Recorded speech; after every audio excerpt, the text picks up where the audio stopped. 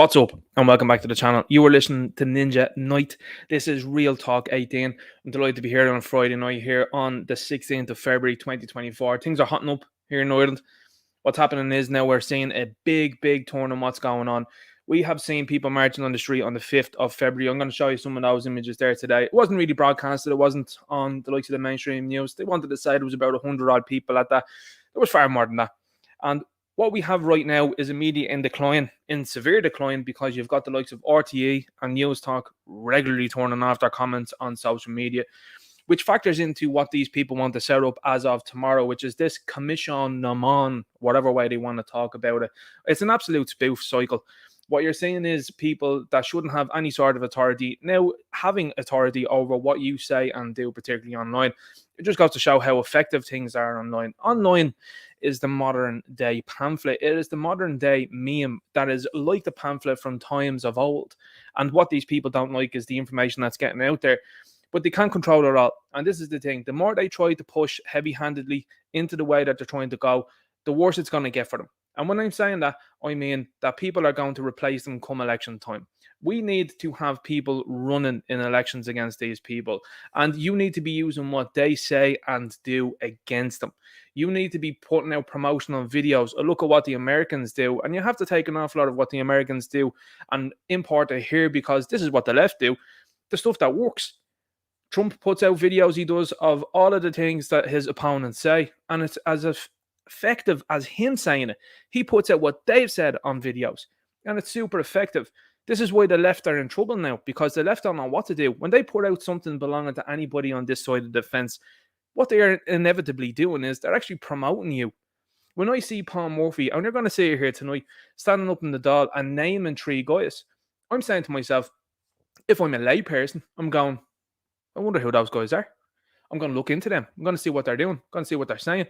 And you'll find more often than not, most people that look into them actually agree with them and say, yeah, no, Ireland for the Irish, 100%. I totally agree with that.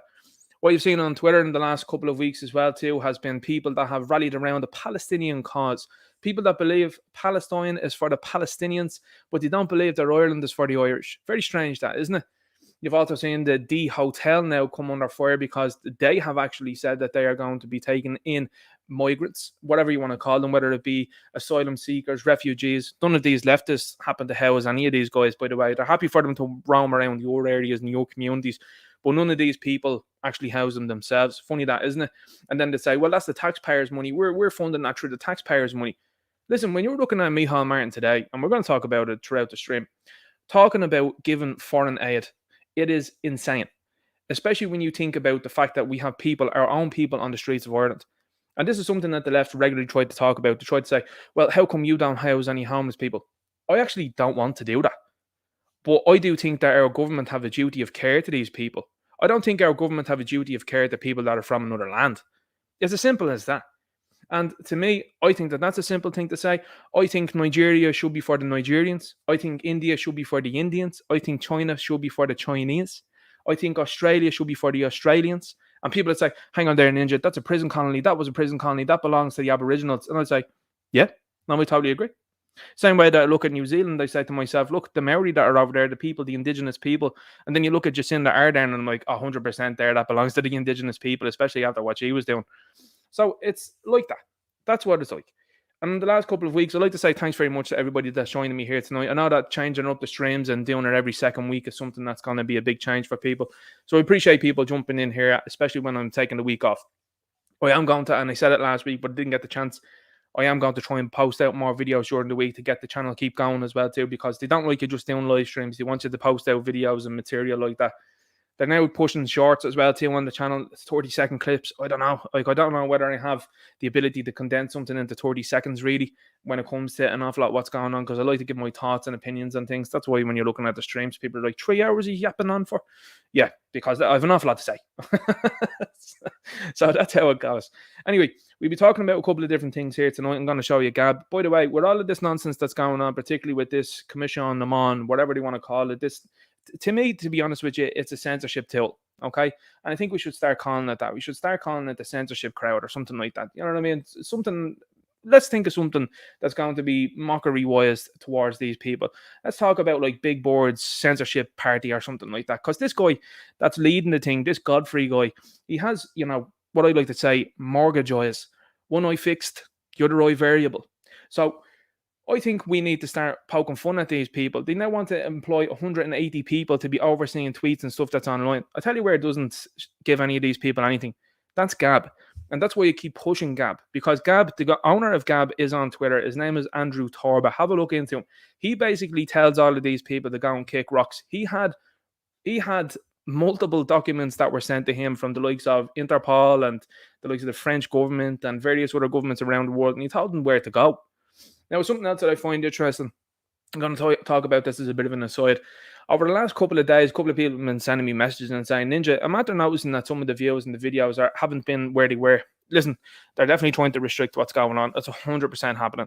When you're being sent, and like I am, by people that are sending me like, hang on, Ninja, I'm after getting a try-on haul. Do you know what that is? I'll explain to you what that is. That is a woman who has decided to start up a YouTube channel where she has see-through clothing on, and she's trying her on, and she's trying on various different garments. I was amazed to see this stuff. People would be like, now, Ninja, seriously, this stuff is sent on to me. These people have hundreds of thousands of subscribers and millions of views.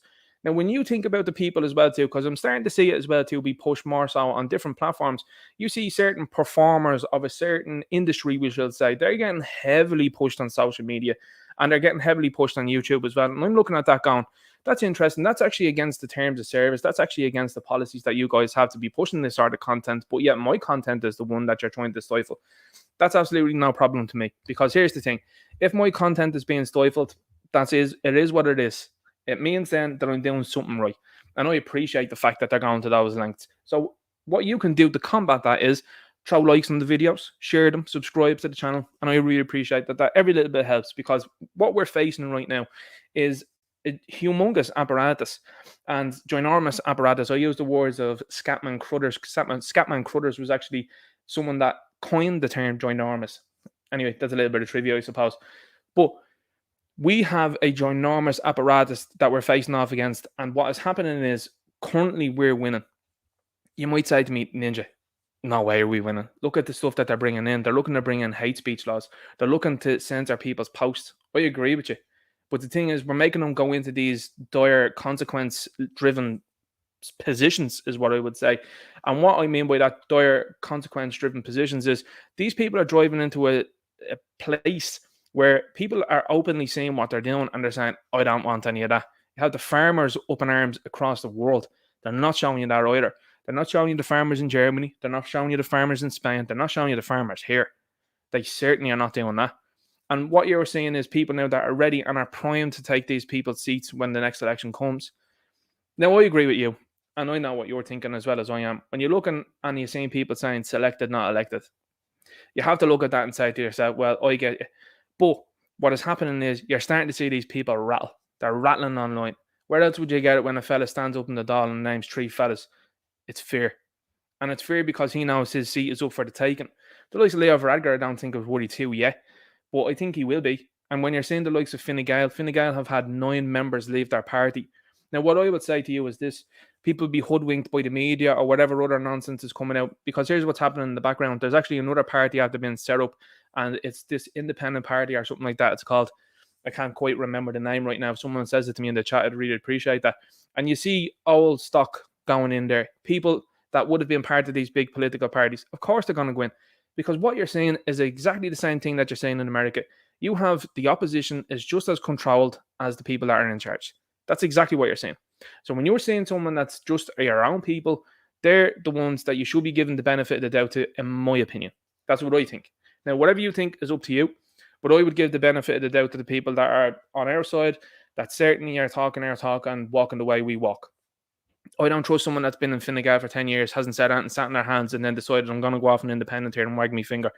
I don't trust them. Because here's the thing, if there's 9 years there that's in Fine Gael, why aren't you challenging the leadership? Why are you not doing that? Why are you not coming together as a collective and saying, right, hang on, there's 9 of us here now, nearly 10, that are going and saying, we don't agree with what's going on here. Why not oust the leadership? Look at Simon Coveney's brother, Rory Coveney. He's in trouble. He's in hot water with the RTE scandal that's going on the last while. The RTE thing, by the way, is bubbling on in the background, and people aren't really talking about that at all. People refusing to turn up to the Oireachtas now. That mad, that isn't it? You decide to say nah to the TV license, and these people want to put you into court. They want to have you in prison. By the way, if you if they suspected you of having the sniffles, and yet you have people going, nah, I'm all right. I'm not going to turn up to the Oireachtas.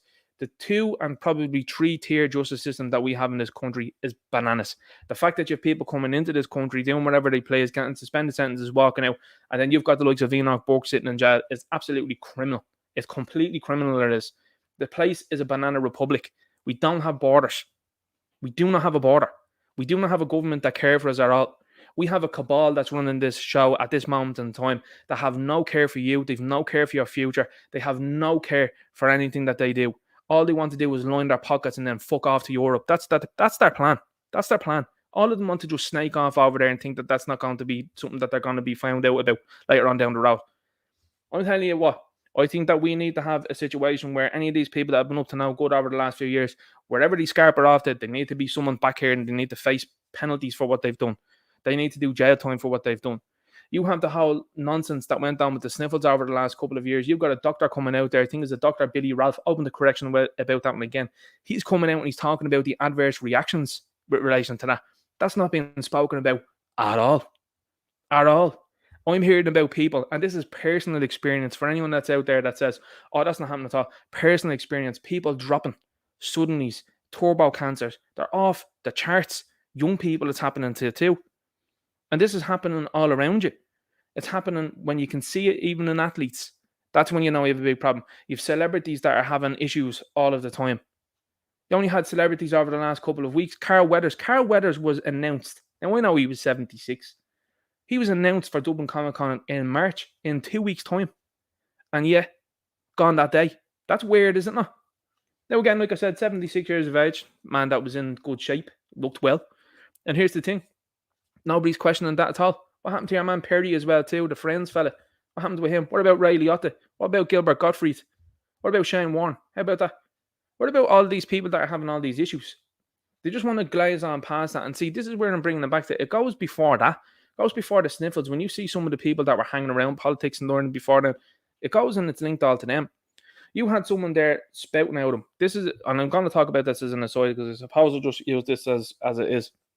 You have a guy called Colm Eastwood, part of the SDLP up in the north of Ireland, and he's agreeing with 2 guys and 1 woman, all of them foreign, talking down to a fella called Niall McConnell. What a world we live in. And guess who Colm Eastwood was pictured with? He was pictured with Bill Clinton. Now, I don't know about you, but I certainly think to myself, when these people are in pictures with these other people, that's very strange. Anyway, what we'll do is, quick swig there, we'll jump into the chat and say hello to people. 210 comments already. Yikes. This chat is moving here tonight. It is already. Hopefully we don't have any technical issues or anything like that tonight. I'm hoping that that's the case. This thing that I'm using is basically booting her up with coal at this stage of the game. The Green Party won't like that, by the way. We've got to talk about the Green Party here tonight as well too. We've got Noel Jones in here. We've got Derek McManus as Democratic Unionist. He's talking about so good days in here. Says Ninja Night, it's always darkest before the dawn. They're out in the open now, and that only emboldens us and gets us more nationalists on our side. The regime we have are just admin for evil. When you have the return scheme, so you know this nonsense we'll be talking about here tonight, the nonsense from the Green Party, they have actually publicly admitted, I'm going to do a video on it, they have publicly admitted that this was a top-down decision from the EU to put these stupid machines and stupid levies on your plastic bottles. That is insane. It is insane. The Green Party, I have not met one person in my entire life, not in my entire life, have I met a person that votes for the Green Party. Many rooms, and everybody, listen, I'm one of those people that every chance I get, I ask someone, did you vote for the Green Party? Any chance I get, I'm like, did you vote for them by any chance? Weird how they keep getting in and nobody votes for them. And I keep saying that back to people. I'm like, I've never met a Green Party voter. Isn't that weird? And they're all like, yeah. Now, some people are still totally ingrained in the matrix. But here's the thing. I'm broken out of it and I'm looking and I'm going, hey, I see the ones and zeros here. I might as well try and wake a few other people up when I'm at it. So anyway, let's keep going. We've got Lord Totten here as well too. We've got Derek McManus that says, if anyone has a question for our house at Ninja Night, that would be much appreciated there. Maria M says, you got a great response too, Fergus Power. I'm hitting the schools Monday morning with some, says herself. Dennis says, MAGA movement is everywhere. We are now a worldwide movement. 100%. Let's keep going here. Interesting stuff that Trump is saying as well too about deportations and strippings of citizenships. I think that's a great idea. His speech there in was in North Carolina. He did a really good job, I thought. But here's the thing, look, I mean, I'm under no illusion. We've got a lot of these guys that are out there that are running around, and I mean, he was still someone that pushed the Voldemort. You know what I'm saying? So, got to remember those things. CST says Ninja Knight Eastwood blocked oil coming in. A lot of these goons blocked oil as well too, and decided to talk about Putin and say he was a bad man. And then all of these people are supposed to be diplomats, they're supposed to be politicians, made a mess of that. Did anybody see the Putin interview? People would be like, "Oh my god, I can't believe he's short support to Russia." Listen, I don't really care what happens in Russia at all. I don't really care what happens with regards to these things. If I could get cheaper oil, that's exactly what I'd be doing. I wouldn't care who I'm dealing with. You're dealing with bad guys anyway. Like, that's the thing. You're dealing with all these people that aren't the greatest of people anyway. You're dealing with the Germans. You're dealing with Ursula von der Leyen. Did you not see what she was up to? Did you not see the type of things that she gets up to? So, listen, if you want to tell me that Putin's worse than Ursula von der Leyen, I would totally disagree. I would say to you that they're equal, if not anything else. But to me, as well, too, the fact that the man spoke for, what was it, close to about 2 hours and spoke about history as well, I thought that was very, very, very important. Let's share this now on Gab. This is the app I was talking to you about there. This is a brilliant app. This is the place to go. The guy that owns this is absolutely brilliant. But yeah, anyway, going back on that, because a couple of people asked me my thoughts as well on that whole interview. I thought the interview was good. I thought Tucker could have asked a lot of different questions. I thought there certainly could have been more allusion or certainly naming of people that are running around and running the show today. I think that would have been very helpful. And I really do think that was maybe a missed opportunity. I do think the fact that the man was able to talk about and recall events from the 800s, I thought that was very important. And the fact that he was speaking off script, that was another thing that was really important. I mean, think about our leaders for a moment. Do you think that Leo Varadkar would be able to talk about what happened 1,000 years ago in this country? Highly doubt it. Do you think that Eamon Ryan would be able to do that? I highly doubt that. All of these people wouldn't be able to do that. Yet that guy was able to sit there. So to me, if anything, that fella was actually showing a little bit of a flex with regards to what he was doing there. I think he was flexing into the entire world. I think a lot of people didn't pick up on it, but I think he was showing them, look, what I can do and what I can say. And then he pulled out the receipts. I thought that was brilliant when he pulled out the documents. But anyway, that's just my thoughts. And I wasn't going to give it too much time anyway, because, as I said, lots of it's smoke and mirrors as well, too. It's a big show, big song and dance. Before we jump into something, I just want to keep you linked in with what's going on in the entertainment world. The entertainment world is super important, and why I say that is because this is the vehicle that these people use to get their ideas going and get them moving forward and try and capture an audience. That's what these things are all about. So some people might say you spend time talking about loads of different things like entertainment and media and action figures and stuff like that. It's important to do that because you've got people that are in those communities that feel totally at sea like I was, and yet they don't think there's anybody that thinks or is looking at things the same way they are. That's why this channel exists, and that's why I do that. I have hobbies and interests too, so that's why I'll be keep doing it on the channel. I was thinking about setting up a different channel. I might end up doing that at some stage of the game, but I'm still going to be doing it, and that's why, because you have hobbies, you have interests, and that might link in someone else that's actually thinking the same way. And it's done that way before this channel got to the traction that it's getting now at the moment. So again, I appreciate everyone that's here, but again, I think it's really important to link people in, especially the people that have been out in the middle of the sea, I would say. So X-Men updates decided there's an X-Men cartoon that's been revamped. It is from the X-Men 97. So if you remember that there, they're bringing out a new TV series, and this is what they posted out. So this new TV series is already finished before it even begins. While we usually don't comment on people's opinions, okay, because everyone has an opinion and they're right to have an opinion when it comes to these things, the amount of ignorant bigotry. So bigotry is a word that these people throw around as well too. They throw the word bigot around, and it's quite ironic because none of these people can ever define what the word bigot means. It's having an opinion that you're not going to change, and it's going to be based in what these people perceive then as facts. These people have no facts when it comes to these things. A lot of people, they don't understand. They don't understand that people are disgusted with this sort of stuff, and that's just it. And hate comments. What's a hate comment? A hate comment is criticism, and it's usually valid criticism. If people don't like this stuff, they have absolute power to say what they please when it comes to these things. They don't have to sit here and just take it, especially when it's characters that they're loving for their entire lives being used as a vehicle for this sort of nonsense. That have spewed from Morph being non-binary in the series. We will be blocking those that can't be respectful. Again, great source of dialogue there, guys. What a source of democracy that you guys are showing there. Great stuff there. And this is how the left operate. A lot of people are questioning why patriots on this side of the fence are actually blocking people, particularly leftists. Because here's the thing. I heard a quote there last week.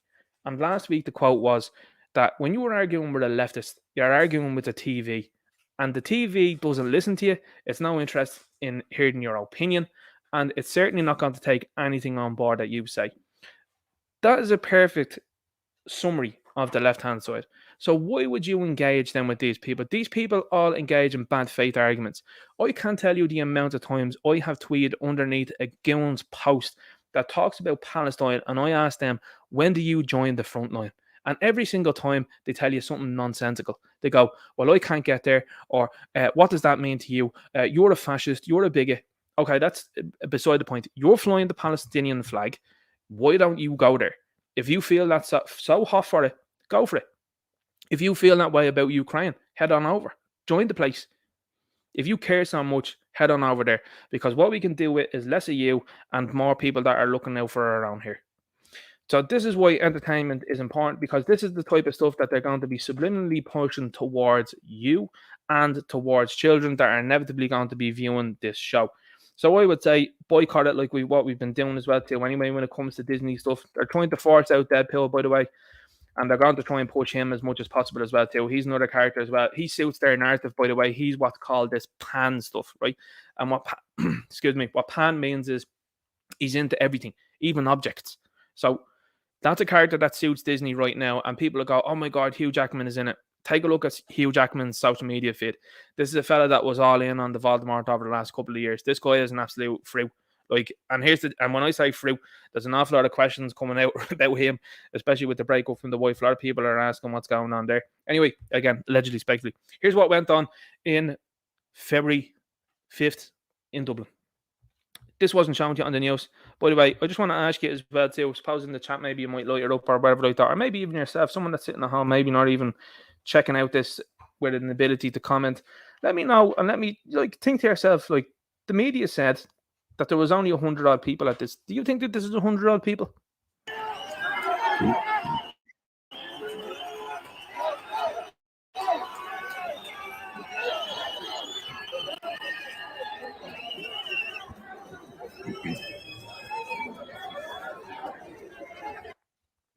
According to the media, that was only 100 or 200 odd people. It's very strange, isn't it?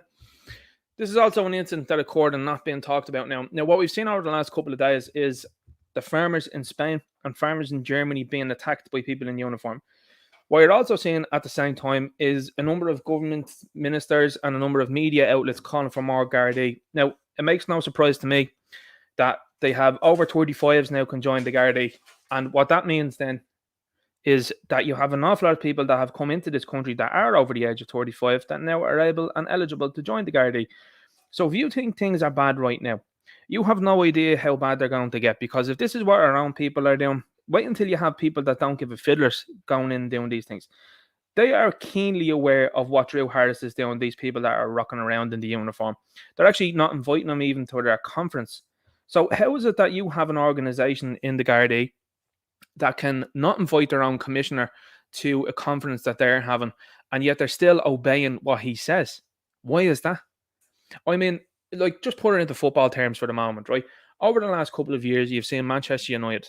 And Manchester United, when things have gone wrong or they didn't fancy the manager anymore, the fella's down tools. And I mean down tools, walking around pitches, swapping shorts with opposing fans, hanging around with them at nothing. How is it that footballers that are on that money that can be shipped out tomorrow, how is it that they're able to do that collectively, and yet these people in uniform won't collectively do that? Why is it that they're happy to do things like I'm going to show you here in this video, reefing poles off people, pushing people around, pushing and shoving, and then antagonizing people? According to people as well too, again, alleged respectively, according to people as well too, this protest was supposed to take place down a specific part of Dublin, and it was ended up being corralled past people, leftists of course, there that are on O'Connell Street, demented individuals, again, allegedly respectively, in the middle of O'Connell Street, that they had to go past, where people were roaring and screaming at them, total obscenities. And I think it's very interesting, by the way, I'm going to say this as an aside, something that people are picking up on as well too. Isn't it interesting that every single degenerate that's out there, when they're all collectively on the left-hand side, isn't it interesting that the one thing that they fear most is when they call someone a Nazi? Isn't that interesting? I find that absolutely mind-bogglingly interesting, because over the last couple of weeks, I suppose, and months and years. When you look at what Keith Woods has been doing, for example, he's been highlighting people.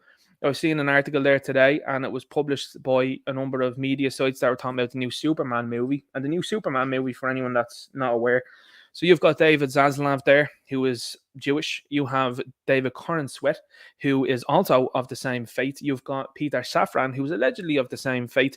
And there was a guy there that says, "Oh no, I wasn't a big fan of what that government were doing over there in a certain place in the east, and happened to be the middle of it. Wasn't a fan of that, and I lost my job over it," is what he's saying.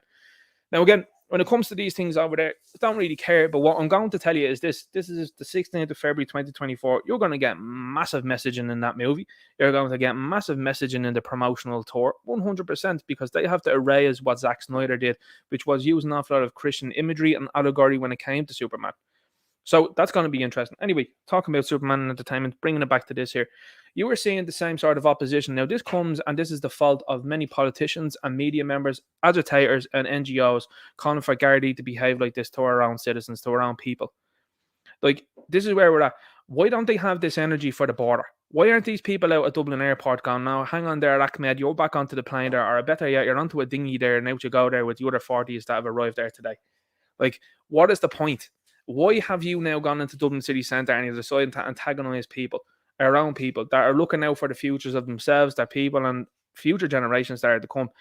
I don't know whether these people just don't get it there in uniform, or they're too stupid to do that, or whether they have absolutely no morals nor courage at all to actually stand up and do the right thing.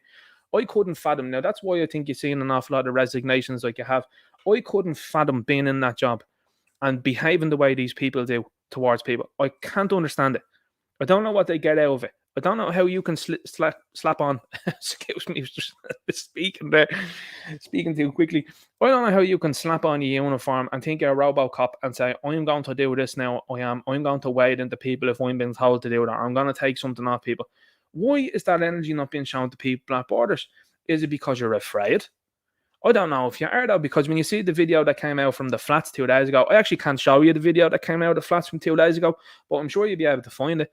There's a guy brandishing what was apparently, Wesley Snipes' a blade in the flats, and the Gardaí were like, put it down, and they had to end up tackling them. Here's the thing, guys, in uniform, because I know a couple of people are probably out there listening, and listen, you probably do get an awful lot of criticism, and I think justifiably so. But here's the thing, I actually don't want to see you having to deal with that, and neither does anybody on this side of the fence. Nobody wants to see you having to deal with a knife-wielding maniac or something else. They don't want to see you having to be involved or getting injured by people that have been let into this country. Third worlders been let into this country and causing mayhem. I actually don't want to see that for you. We have a laugh, we have a joke, and we point things out, but I actually don't want to see that according to you. But what is happening right now with the way his behave is you're turning an awful lot of people against you. And then when those incidents do happen, nobody gives a fiddlers. And that gets normalised. And I think that's actually a terrible thing. I think it's a terrible thing to see that normalised.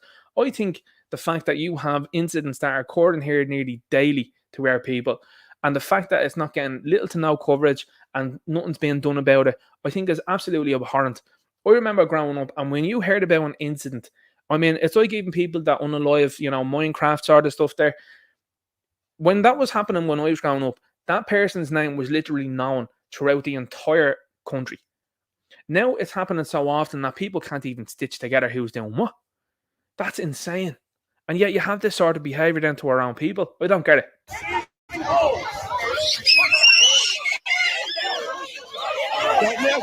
Don't get your hands over. Look away, you deals.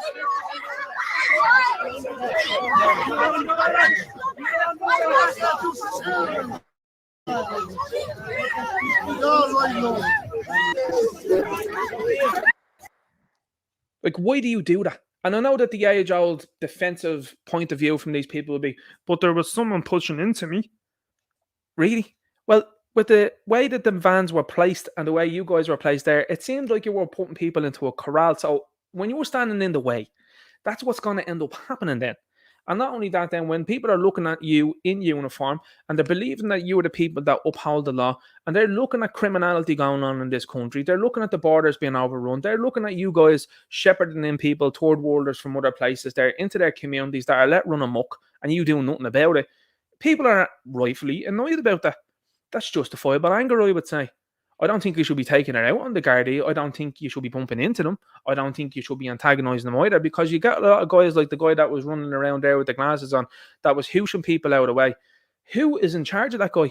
Like, why is he hooshing people out of the way and behaving like that? Who is the senior officer? Because that senior officer should be absolutely closing in on him and saying, stop touching people, get your hands off them. Because what you're doing is you're going to cause a problem here. Because I saw a video there last week where Spanish police decided to wade into people they did. And actually, there were so many people that were there that they actually pushed the police away. They got them away. This guy here.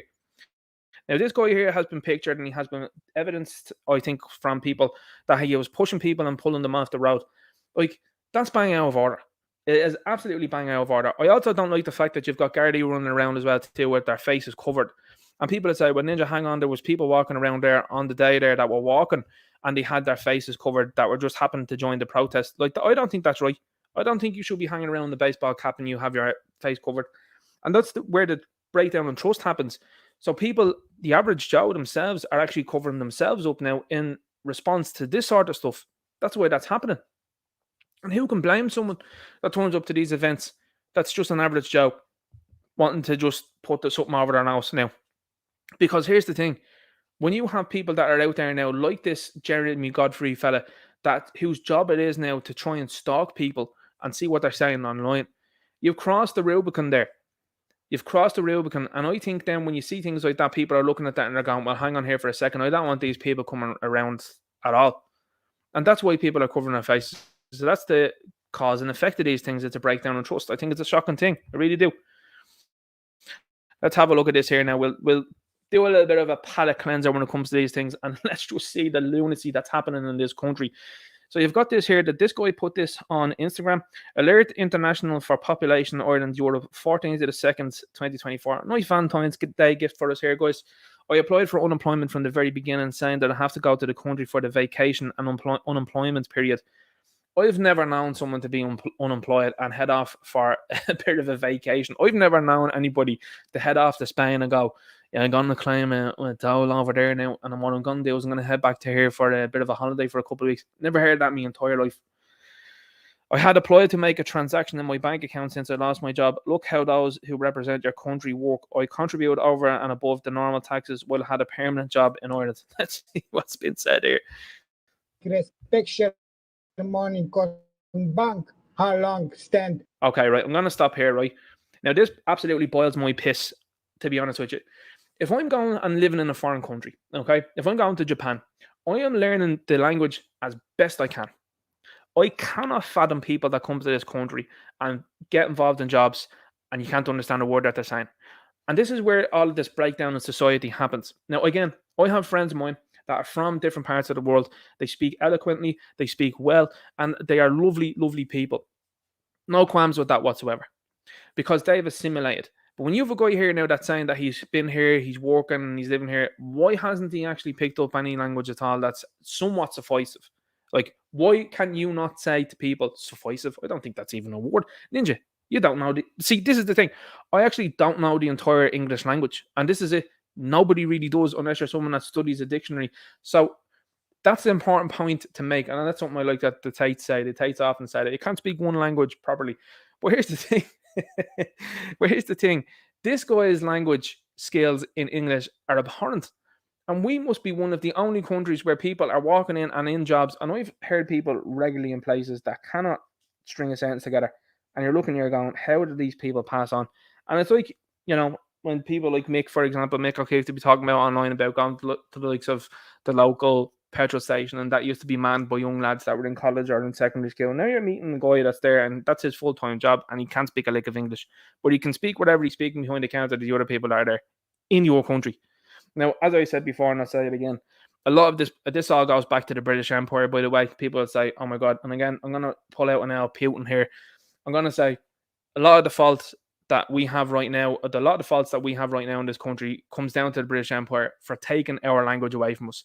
If our language was strong, this wouldn't be happening. These people, an awful lot of these people, I don't think would be here. You'd see them swarming the likes of the UK. You don't see them swarming an awful lot of other places. There's loads of them that are coming from and skipping over lots of Eastern European countries to come directly here. or to the UK. Well, at the time it was the UK, it was, but since the UK seems to have become a little bit more stiffer on these people, they've now decided to skip over that and then come here then instead. Why? English language. Also, as well too, it's the same that's happening in America. Southern border wide open. There is people going over there, and then in they go. Madness. It's absolute madness. Inspection money con bank. How long stand holiday?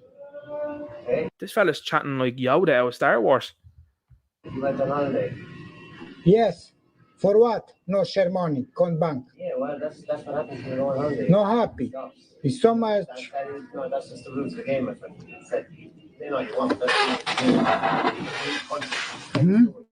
He doesn't need the country. I'm just going to stop that there again.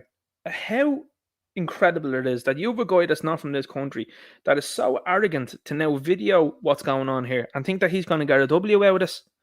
This is where we're at. And these are the same people, by the way, that are saying to you, you shouldn't be recording in a public place. They're telling Philip Dwyer, no, you can't do that. They're telling Fergus Power, no, you can't do that. They're telling Derek Bloig, no, you can't do that. That's insane. They're telling the Irish Inquiry the same thing. Oh, you can't video here, you can't. But this guy is in here now.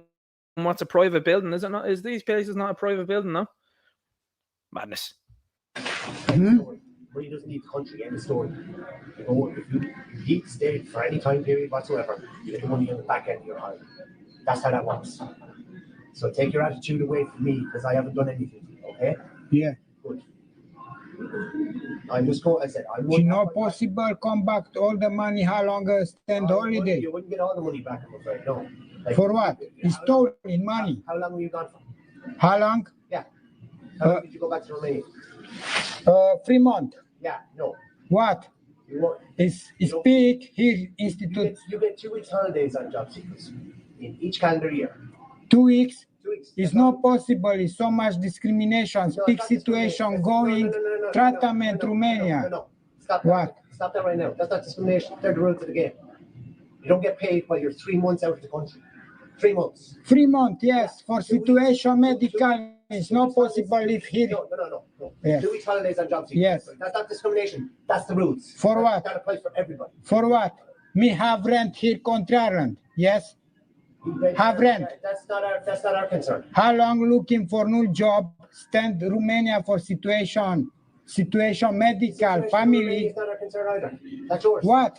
That's, Me pay tax crazy here country Ireland long time That extra. doesn't mean you take 3 months For what? and expect to be paid over Romania. That's not how that works. That's never how it's been. How it's worked. Ever. So take your attitude away from me for a start. I'm having a look. I'm trying to assess things. So bear with me. It's not possible going solicitor speak solicitor situation for what? No, I like share money. How long stand? Hi.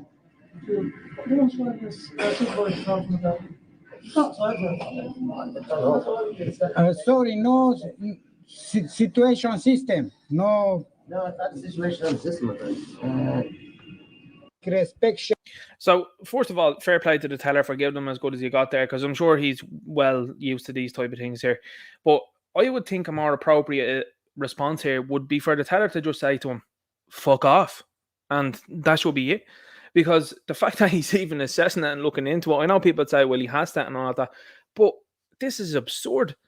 And the cheek of him, 3 months out of the country, I go home.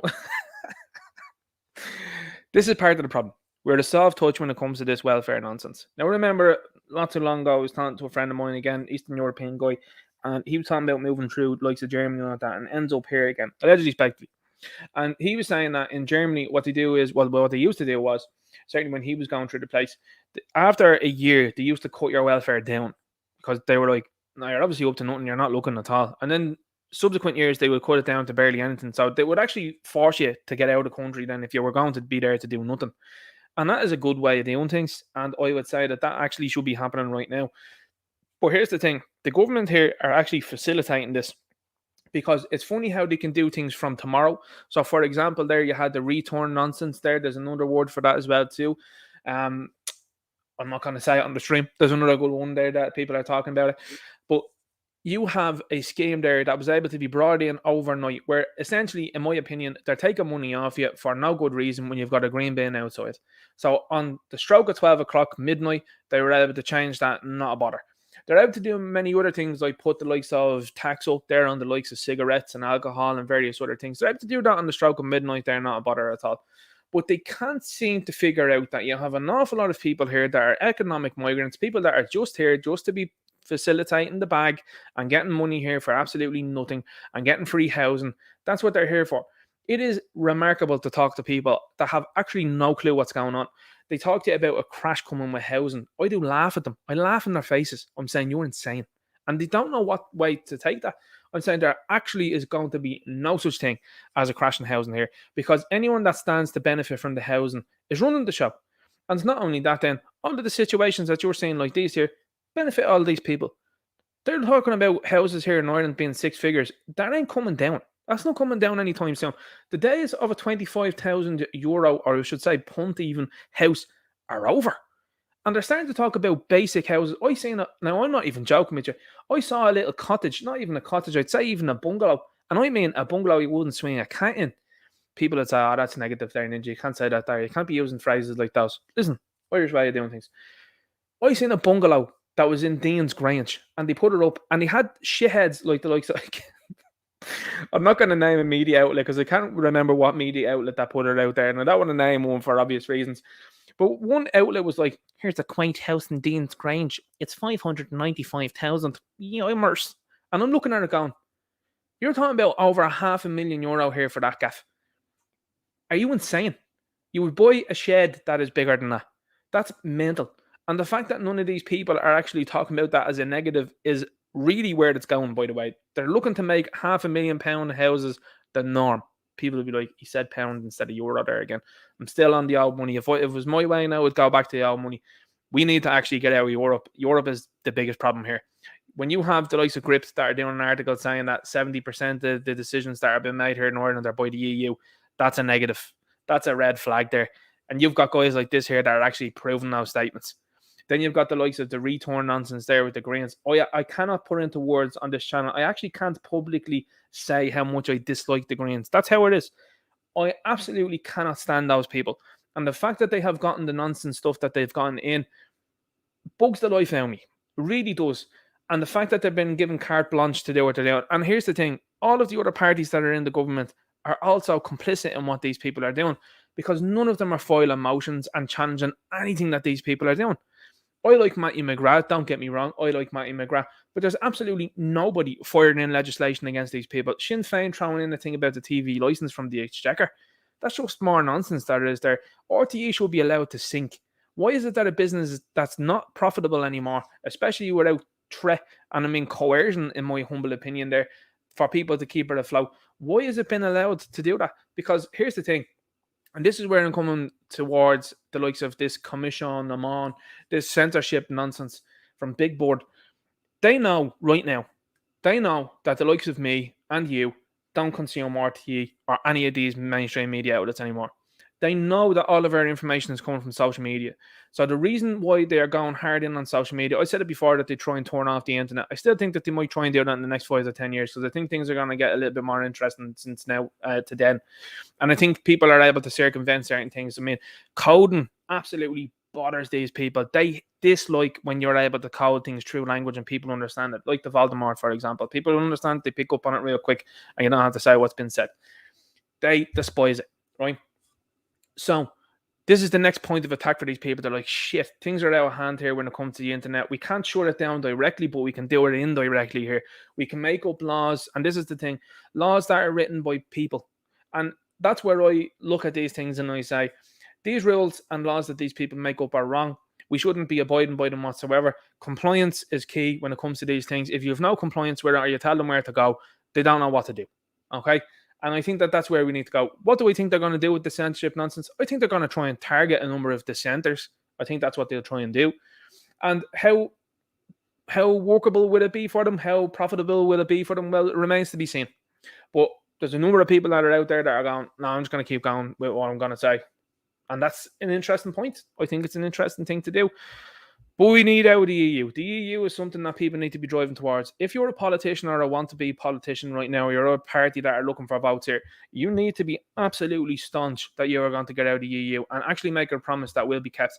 We need out of it right now. It is wholly negative. And I don't buy into, nor do I want. I've no interest in listening to people that say, well, here's the reason why we're in the EU, or here's how it benefits us. No. All I've seen is negatives. How is it that Africa, that's not in the EU, is pumping people into this country hand over fist, and the media are going into overdrive, representing Africans as if they're the majority of the population? How is that? The same with India. India has so many people here that it's unbelievable. And not only that, then there are more going to come, because there are many videos that are up online from both Africans and Indians and various other nations and people, nationals that are here in this country, telling people from their homeland how to get here. That's insane to me. That is crazy. And yet then they'll come here and say, you guys are racist. Well, how come you never fixed your own country? How come you bring an awful lot of your problems here with you? Why is it that when you come here and you've got like Leo Varadkar and that, and you've got people that come from India, people that are well-travelled notice that they have a caste system in India. They know that. They know people that are coming from Africa as well too, that want to play on this whole white privilege nonsense. These are people that have been plucked out of nowhere and then been put into political parties here then to tell you how to run your country. Meanwhile, there's a bleeding warlord there running their country that they won't do anything about. It's madness. It's absolute madness. And these people saying that you're privileged. I don't know about you, but I remember Rome being built from scratch. I remember Dublin being built from scratch there. And then you're looking at the likes of things that are happening there. I remember in my generation, generations before me, 2 generations before me, there I spoke about that get money to Troker and that to help people out. The likes of Bob Geldof there when his big concert helped people out over there. It didn't go well though, did it? Absolute lunacy it is. Throwing money away. That Fortnite stuff as well too bothers the life out of me. Money just been pissed away, and it's been pissed away constantly and consistently. Let's keep going here when it comes to these things. So anyway, that's our welfare system in a nutshell. It's an absolute joke system, it is. And it's just going to be constantly abused. And when you're open for these sort of people and open for this sort of movement, well, that's what happens. It's just going to be constantly used and abused. And it's very difficult to stop it if you're someone that's not interested in stopping it. But over the course of 24 hours, they're able to do things here now in this country. And you're like, well, hang on here for a second. How come you can do that?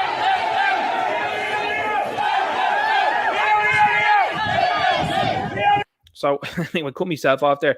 This is another video there showing people that were there in Dublin on February 5th. Again, this is an incident. When I say incident, this is an event that didn't happen. According to the mainstream media, this is only 100 or 200 people there.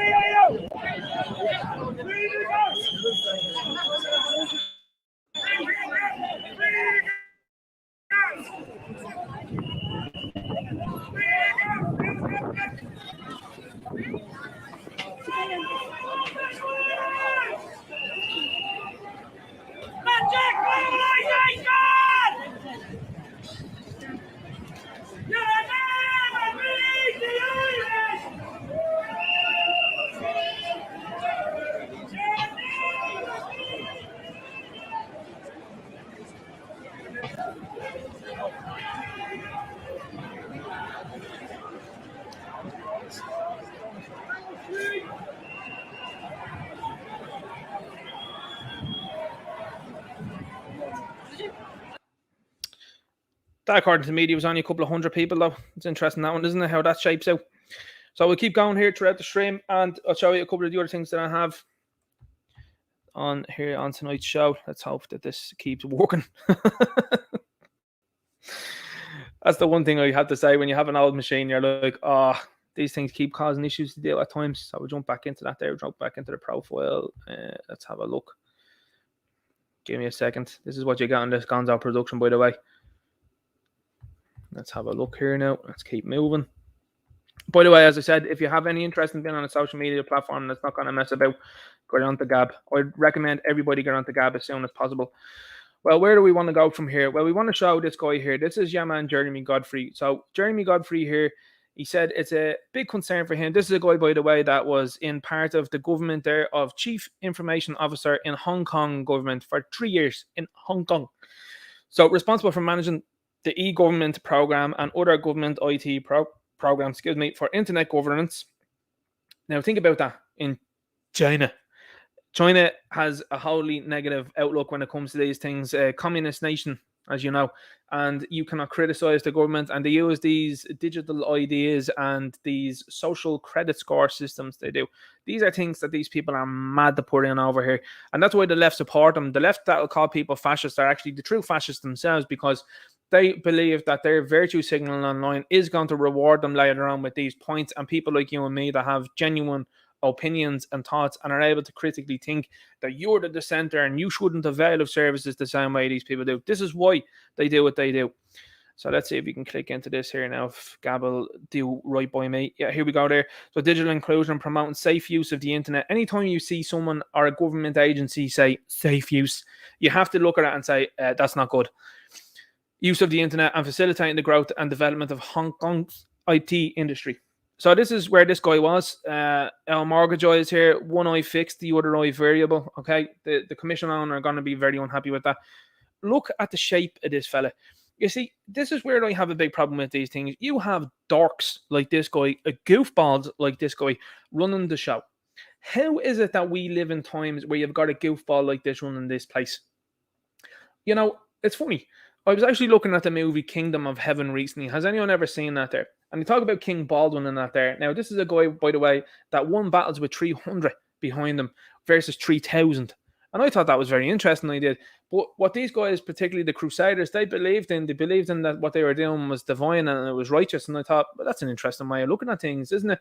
And yet all of the meek little weirdos like this guy, they're your modern day little fellas that are hanging around the 300 Spartans. You remember your man there? I can't think of the other man's name over the top of your head there. The guy that was part of the Spartans. He's like, I'm part of the Spartans. And people were like, no, there's something up with you there. You're out. Good luck. And then he comes back down with the Persians and he's like, see, I told you, I could fix things. And he just betrays them, you know. So you've got this guy here, this absolute goofball that's going to be overseeing what you say and how you say it, and has come from China, okay? And especially when you have someone that's coming from China, the fact that you have the likes of Eamon Ryan, by the way, that's curious about the likes of the climate. You can pay more taxes to fix the climate, but you can't pay taxes enough to fix the potholes in the road, lads. This guy is rolling out the red carpet then for the fella coming over from China on a massive jet. How hypocritical is that? And you've got Eamon Ryan that was hanging around China. Now, I have to be honest with you when I say this. When you see the moves that these people are making and it being so public, it is really easy to link these people together. Super easy. So an awful lot of people have done some digging as well too. And that would be Keith Woods there as well that has done these pieces of digging. And he said, Mr. Godfrey, now this is not Keith Woods, this is actually a comment from this guy. Mr. Godfrey said, a concern also came in the form of hate speech. Like, define hate speech. What is that there? And I actually think that people have an ability and should have an ability to dislike one another. I think that that's fine. I think there's no issue with that. Where I do have an issue when it comes to people saying something is when they're saying something that is completely unfounded and untrue, and certainly something that is looking to defame someone's character with malicious intent. There was one guy that tried to do that during the week with me on Twitter. I did say to him, I said, that's a very costly decision that you have made to try and say something like that. And of course, then he blocked me, changed his profile picture. But we have the receipts here tonight. We have the receipts of this guy. So anyway, hate speech. Was that hate speech then directed at me? Can I report it to the commission? What are they going to do about it? Are you actually going to look into this guy and then have him prosecuted for that? What's going to happen there? Is he a dissenter? You see, these are the things that are going to happen from here on out. I humbly suggest to people, and again, I think this is your absolute right to do this. If you find something that you believe to be hate speech against the Indigenous Irish people, I think you should be reporting it to these people. Give them as much of a headache as possible is what I would say. I'd say fire it their way and say, what's your man saying over there about the Irish people? Yeah. On to you there, buddy. What's the government saying there about the Irish people? They're calling you far right and they're trying to insinuate you're an arsonist. Fire it on there. See if anything's done about it, because if it's not them, well, game on then. Because then it looks political. And when it looks political, that's not good for you. Candidates in elections and journalists, particularly women. Okay, so this is an interesting thing. When you're up for election, you're up for scrutiny. And I'm going to be talking about someone that I'm going to be talking to in interviewing in 2 weeks here on the channel. We'll wait and see, because again, when we're looking at the videos and we're talking about things, people talking in the chat, we'll see how things go. People that are up for election are absolutely up for scrutiny. And anything that they have to do with them, I personally think that the likes of Leo Varadkar and Roderick O'Gorman are not representative of me. How could they be? When they're two guys that are homosexuals that will not have a family. Now, they potentially will, because with the people that are like rent a womb nowadays and being able to, purchase an individual, adopt an individual, allegedly, speculatively, they're going to try and say, oh, well, that's a redefinition of what the family unit is. But I don't personally believe that those people understand what it's like and what it is for people going forward. I don't think you could understand it. Some people may disagree. I think that's open to disagreement. That's absolutely fine. And that's where we can agree to disagree. And that's what democracy is about. When you were telling me I can't say anything of that regard about someone else there, now we have an issue. Now you're inhibiting my ability to speak freely. And that's actually constitutionally protected, by the way. Journalists, you should absolutely be able to criticize a journalist. You should absolutely be able to criticize anybody that you see fit, especially journalists. When I put content out here on this platform, I am expecting people to criticize what I say and do. 100%. I'll either make an error in what I say, I'll either make a decision to edit something or push, I suppose, maybe an idea that might not be popular as such. 100% I expect to be pushed back on certain things and everything. But these people don't like that. They absolutely despise the fact that you're calling them out. They're actually despising the fact that when they go to protest, and you can spot them from the likes of different outlets there, they're there to store up trouble and try and get a picture for use of negative reasons that you go, no, get out of here. Interesting stuff. Particularly women. Now, I think that that's a super interesting comment, considering this is a guy that's been in Hong Kong. I think that's super interesting because I don't know about you, if anybody has gone or has spoken with people, I know many Chinese people, and these people are all saying the same thing. They talk about the one-child policy in China, which is why they've left China. They talk about the communism that is in China and how wholly negative it was. They also believe in gender roles in there. That's funny, that, isn't it? They actually would believe, and I've heard this firsthand from Chinese people, that they would preferably have a son, and this is why the one-child policy was very detrimental for females, by the way. You can read through those lines there. You understand as well as I do. But a son in China is based off, now again, you want to play this game, a son is based in reality in China. This is what it is, as the provider for the family when they get older. They believe that when they have a daughter, that the daughter's going to be married off and take care of that other family. So what is he talking about? What is he talking about?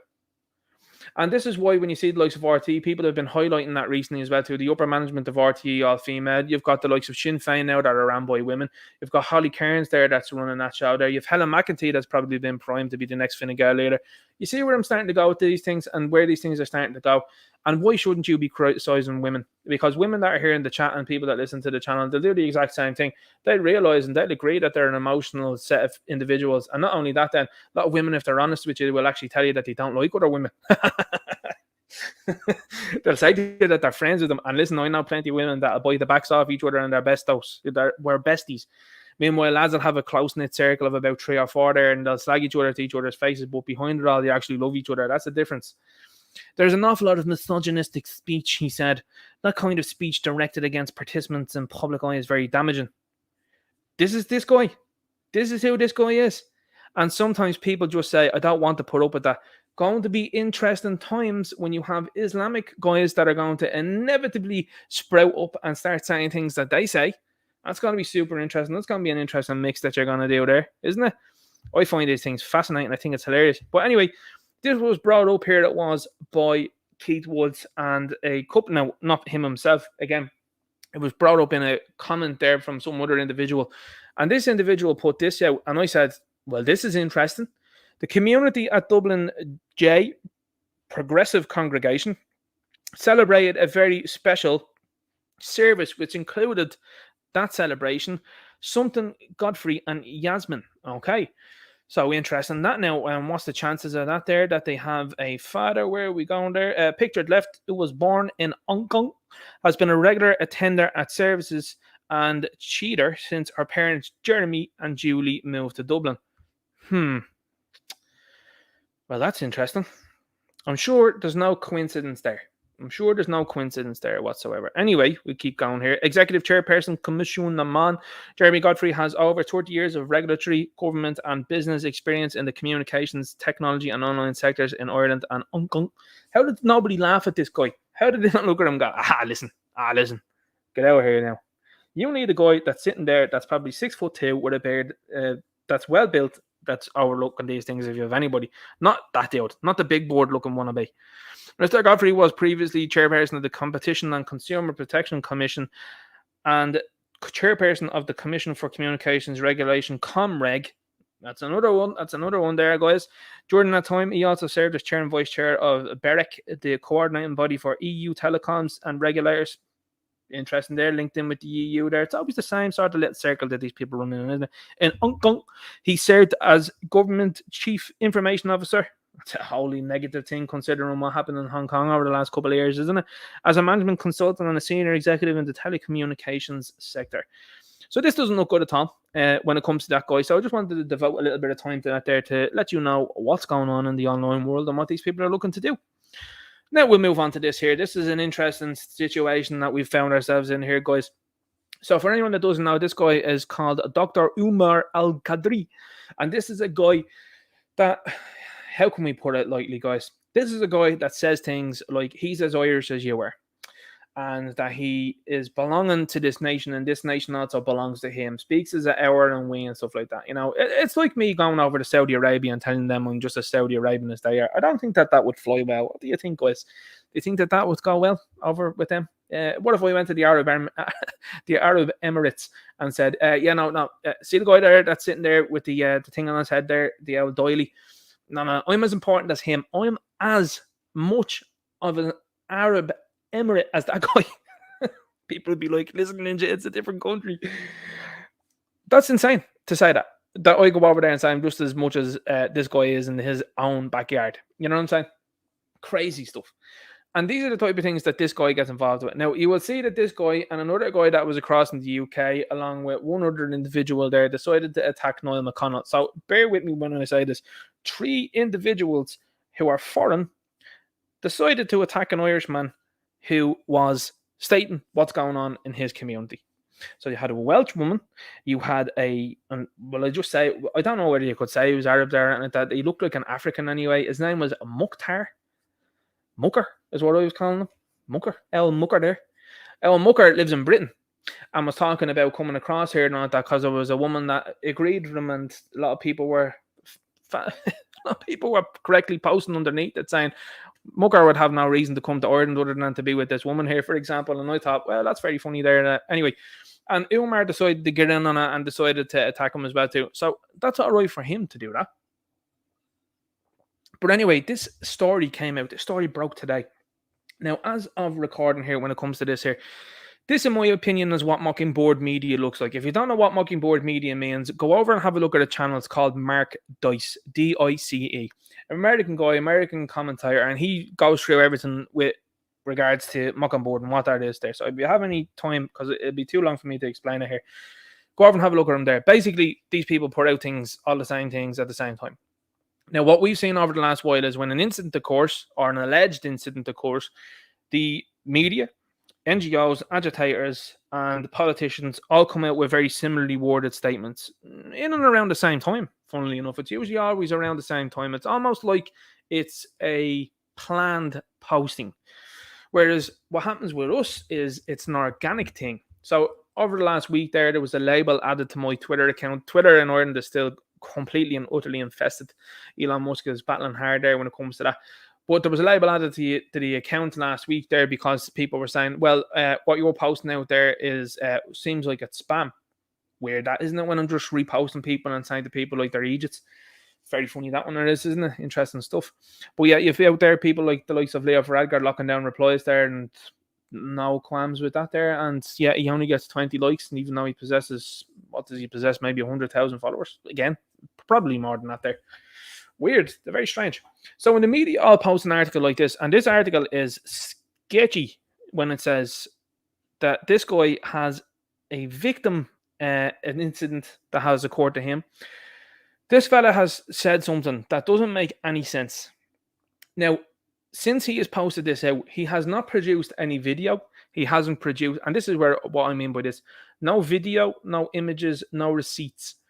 I am fully on board for anyone that gets assaulted, that if they have any sort of information, that they post it out publicly, because that can lead to the capture of whoever did it. Okay? So when you see guys like this that decide, nah, I'm going to just post out more tweets, that seems off to me. That smells off. When you see the likes of the mainstream media go out and do a 6-1 report on this, and you see politicians like the likes of Paul Murphy on it, again, I scratch my head and I go, that seems odd. It also seems odd to me that Dr. Umar here is another guy that is pushing for hate speech here in Ireland. That seems odd also. It seems odd to me that he is linked in with various other characters that have pushed and antagonized Irish people over the last couple of years. This is a guy, by the way, that is telling you that he is just as Irish as you are, but then he was talking about the assailants, the alleged assailants, being fully Irish. What does that mean?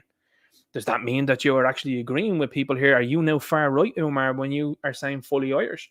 Because like myself and previous other people that have spoken to you in the past, that have generations upon generation, that have been buried beneath our soil, that are our people, and rightfully so, say to you that you aren't as Irish as we are, you are now actually agreeing with that. So when you see the media publishing this out, there's no images of this guy, there's no video of this guy. And even at this moment in time, if stuff was to start coming out with regards to images and videos, I probably wouldn't believe them. Because you have led with the wrong foot here when it comes to these things. And when you see videos and indeed articles like these saying what they're saying here, Gardaí investigating. Okay, sure. Tell me when they find some. Okay, why is there no description of these silence? How is it then that this fella is now saying a story which is, I went out to meet people and they were to get married, and then when I actually got there, then it actually wasn't people to get married. I was told to go somewhere else. That seems weird. That seems very strange. What about, like, where's the media when it comes to the likes of the children that were attacked in November in 2023? They haven't interviewed any of the people with regards to that, have they? Actually told them to shut up. The Gardaí, again, allegedly have gone to the family of Warren Donoghue there, who was the first person in, by the way, and they told him and his family to shut up or else. Again, allegedly, speculatively. So, again, when those things happen, and I see what's happened in America, there's people calling this guy Jussie Smollett now. When you see those things happen in America, and these same incidents are occurring in America in regards to attacks that are happening. Now, I'm not saying that this incident is this, again, allegedly, speculatively when it comes to these things. But there has been incidents that have been recorded in America where someone of this guy's faith will actually make a statement, make a claim, and it ends up not being true. I'm not saying what this guy is saying isn't true, but what I'm saying is it looks dubious at best. Again, allegedly, speculatively. All I'm saying is when you see the mockingbird media do things like this, and you see the reports and the shock and horror that they try to go at, again, loads of people posting underneath this, oh my God, it's terrible. I can't believe this is where it's going. They are nurturing a mentality amongst people. But what is heartwarming is this. News Talk had to shut the comments down after 20 minutes because people were underneath it. You can see here it has 4 likes here with 2,500 views and 13 comments. People lambasted them in the comments. People were like, this didn't happen. Again, I'm giving a personal experience of what I've seen on News Talk's comments. I'm not saying that this didn't happen, but what I'm saying is people were saying underneath it. And I was saying, like, have you got any proof there? Have you got any proof in any images or any video there and like that? Or is this just a trust me bro situation? Have you any receipts? Because here's the thing, and here's the difference between me and these guys over here on the left-hand side. I would actually provide receipts. That would probably be the first thing I would do. I'd be like, look what happened to me. You see, Anto Boyle, for example, was attacked and he put out a receipt of an injury he did. Now, I don't know who the attackers were and like that, and he never photographed or there was never any video coming out after that. So again, I don't know. But most of the time when these things happen, people put stuff out and they go, look what I'm in, look at the state I'm in. This fella's talking about his teeth being smashed up and he's talking about his face being injured and he was going for a scan and like that. Okay, has any doctors been interviewed? Have any nurses been interviewed? Has anybody else been interviewed? No, it's just a trust me bro on this one. Yeah, I don't know. I don't know. I'd be into this now and I'd be looking. And I'm telling you now, if these people have made this story up, they're in serious bother. Because if this story ends up being made up, they're in serious bother. People won't be trusting anything that they say ever again. Not that you should with the mainstream media. I wouldn't trust a word these people say. And that's where we have things now, right now. People don't trust anything that these people are posting out anymore. When I'm saying mockingbird media, that's the fault of the media. The media have decided to engage in nonsense. They're the ones that have decided to post out and tell you that you're a bigotphobe if you decided not to take anything that have come from corrupt companies that have long criminal histories. They were the ones that attacked you. They were the ones that called for your rights and freedoms and civil liberties to be taken away from you over the sniffles. So when you're saying pushback, like there's been pushback, RTE shut down their comments as well too. This is the state broadcaster. that the desperate government and desperate politicians are desperately looking, again, I'm using desperate an awful lot there, that are looking to fund them through any means. You got to look at that, and the fact that they don't want any open debate and democracy and democratic views is very telling. These people all have their comments shut down as well too when it comes to their social media. They have them all shut down when it comes to the likes of YouTube. They absolutely despise people being able to say something back to them. They don't like it at all. Now, that's different from me. I pour out my stuff I do, and the comments are always open, they are. And there's sure there's people that come in and say negative things, which is always going to be part of the shtick. But at the end of the day, I'm getting a lot of likes and a lot of shares as well too from people, and the viewership is going up, and yet these people are getting 10 likes, and they're probably getting heavily downvoted, and then they're shutting the comments off. I find that weird. I find it very weird.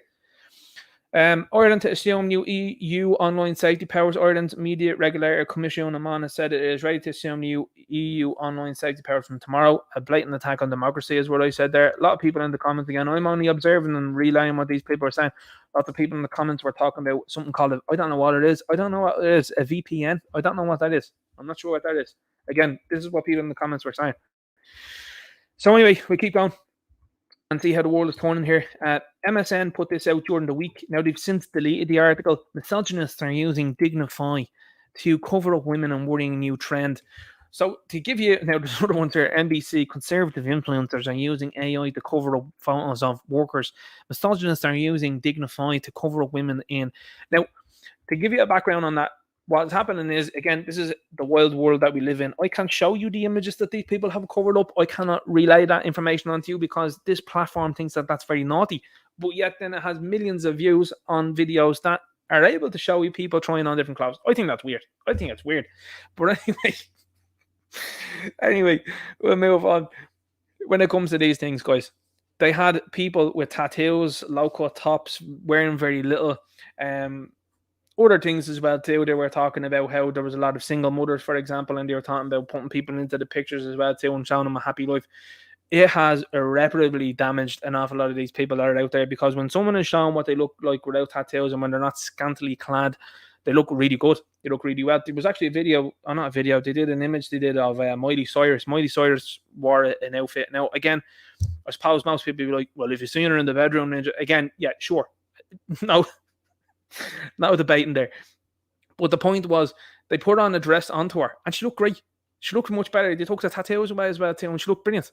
And that's what I'm saying. I'm looking at that going like, yeah, that's the way to go. And this is the absolute meltdown that the media had with regards to that, because they are looking for a generation of women to be absolutely and totally controlled. And in my opinion, they have. They've succeeded over the course of the last couple of generations, and some of the stuff that they filled the heads of modern women with, they have absolutely corrupted women they have nowadays. It is very difficult to find someone that is in any way conservative. And also then as well, when I say in any way conservative, I mean that there are people that are out there, you just think about, say, 2 generations ago, you talk to them and they're super conservative, and you're like, across the board. Very rare will you meet someone that's on the left-hand side there from that generation. The next generation, not so much. I think there was way too much going on during those days. And even now then, you speak to people, there's very rarely a woman you'll come across that'll say to you, no, I don't watch Love Island. I think it's trash. I think it's corruption of the mind and it's absolutely abhorrent. You know what I'm saying? But what is happening right now, this is why the likes of the Andrew Tates are banned off platforms like this, is because when you're saying, let's put you back on the right course, the right direction, the Godfrey guy isn't into this sort of stuff. When you're putting people back onto the right course there, this is something that the system don't want. They want people having confrontation. They want people. Look, here's the thing. What the government want, the only reason why they've imported so many people from the third world and people that are going to pick up and run with the likes of the victim mentality is to sow division amongst normal people. That's all it's about. And with some demographics, they will absolutely get it, no problem at all, with the large majority of them, because the large majority of them have been hooked in, like Kanye West have been saying, about with the likes of music and the culture and stuff like that. Fully agree with him. And you've got people that are in those groups there that are lovely people, that are genuine people, that are going to be part of that. Because unfortunately, it's just wheeled everybody into under one. So they've done this to people, and they are going to keep doing it unless people say, no, I'm not having this anymore. And that's why this thing bugs them out. That's why you're seeing articles like these pop up.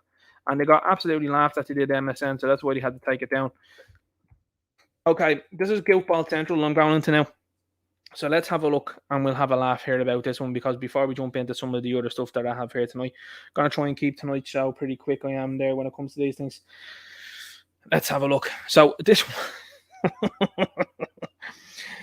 was it Al Pacino and Scarface? It's in the eyes, Chico. Hey man. Oh, stop. You've got this woman. Oh my God. This is now when I'm talking about parents that fail their children, I am talking about individuals like this. Look at what's in the bio here, or what shall I say, the handle. This is a flag, by the way. Everybody is aware of what that flag means. If you're not, do look up on that and see what you think on it. So this person who posts out some of the most insane things that I've ever seen online. Now, Mike, who was on there on the last stream of the interview, Satirical Soldier, will tell you all about this individual.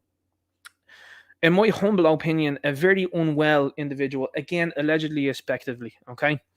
Thrilled to be talking to Joe Nash and the team at Limerick this morning about why there's such a stigma about being single, and how more and more single women are reporting that they love it and are living their happiest lives. Single studies, Bella DePaulo, Limerick single stigma. Now, here's the thing. I have no qualms with this individual staying single. No bother at all. You keep doing that. I think that that's great. You know what I'm saying? I think that Paul Murphy, again, when it comes to him and this leftist American woman, when they spoke about the situation that they had, I was saying to myself, well, that's interesting. And a lot of people are asking questions now as well, too, about him and the parentage and stuff like that. I think that's fascinating, to be honest with you. Again, not me, but I'm just saying it online from other people. I think it's fascinating. When you see people like this, I am delighted that this person is staying single. 100% advocate for you to be single. Look at it's in the eyes. It's in the eyes, Chico. So anyway, advocate that all you want to yourself. But the fact of the matter is this, and this is where it links into why I'm talking about the Dignify app and stuff like that, and where it links into from here. You have a cohort of individuals like this individual. This individual would have been, the woman that, the older generation of woman that's living at home with the cat, and you're like, El Patty there is a bit of a spinster, you know what I mean? She couldn't hold down a man because she's a bit found at a gargle, and everyone knows what that means. And they go, all right, yeah. That was what used to happen, okay? But what is happening now is you've got a generation of women that, like this individual, who you wouldn't get up on to get over the wall, are now giving you people just commenting on things sometimes, think it's hilarious, are now giving advice as if they're some sort of authoritative figure. This woman isn't even a 2 out of 10. I wouldn't be listening to anything that this person is wearing makeup, by the way. Again, allegedly respectfully, you should turn around and say, no, I'm not there. I'm actually wearing very little. You should probably wear more. But anyway, this individual who is sitting here is deemed fit with that in her handle to be giving out advice on why women should be single. Brian Roth, boys. Walking Dead. You know what I mean? Robert Kirkman. These people are being given this sort of stuff and are able to tune her in to the likes of Live 95, where people are sitting in their cars, and women as well too, that will be influential. That's why they cannot reckon with the likes of guys that are out there that are talking about things as they are. They can't stand it.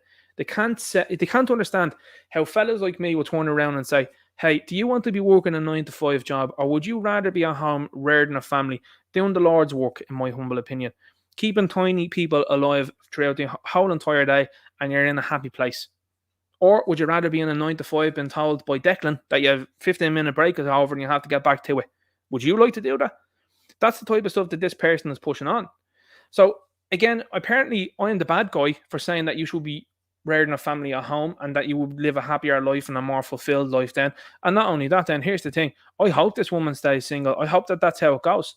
Because here's the thing, the stuff that I'm promoting, for example, and other people that are out there promoting, are a family unit, so that when you're grey and old, that you'll have multiple people that are standing around your bedside, and people like her won't.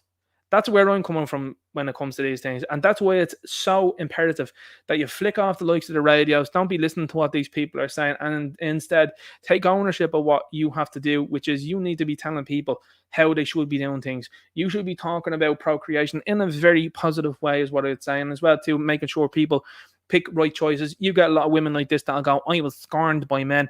Is that any surprise when you have a head like that and you have this sort of stuff here in your bio that guys are not too nice? or a bit cagey, because you're dealing with a beta fella. Like, that's what you're dealing with. So of course your personal experience is going to be bad. And this is a person then that's been looked upon as some sort of sage, wise advice giver. That's insane. Okay, so anyway, I just thought I'd make a point on that one there. And I know the ladies that listening to the channel as well too, they're in the chat, are in agreement with what I'm saying. If you don't agree, fire it ahead. If you're in agreement with their carding go, fire it ahead there, you know. We've got this guy here that says, Mark J. Henry says, Ireland is the 7th most democratic nation on the world planet. We should be very proud to be placed alongside the Nordic nations and New Zealand. Holy balls. Holy balls. What was it that Jacinda Ardern was down there only last year? Holy shit. By the way, as well, too, we're the 3rd highest in cancer rates here in the entire world. I think that's something that needs to be talked about. We will be talking about it here in tonight's stream. We'll be doing a subsequent video on it as well. But the place just beside New Zealand isn't a good thing. Unfortunately, to be part of just 8% of the world population who live in a full democracy, do you feel like you live in a full democracy? If you would leave a comment after the show has ended, please let me know whether you think you live in a full democracy. I don't know anybody that votes for the Green Party. I didn't vote for Fine Gael. I didn't vote for Fianna Fáil. I didn't agree with Micheál Martin and the likes of the government sending 20 million across there to foreign entities. I don't agree with money that's been sent in the billions as well to them foreign aid. I don't agree with anything that the Green Party do, and I don't know anybody who does. Do I feel like I live in a democracy? No.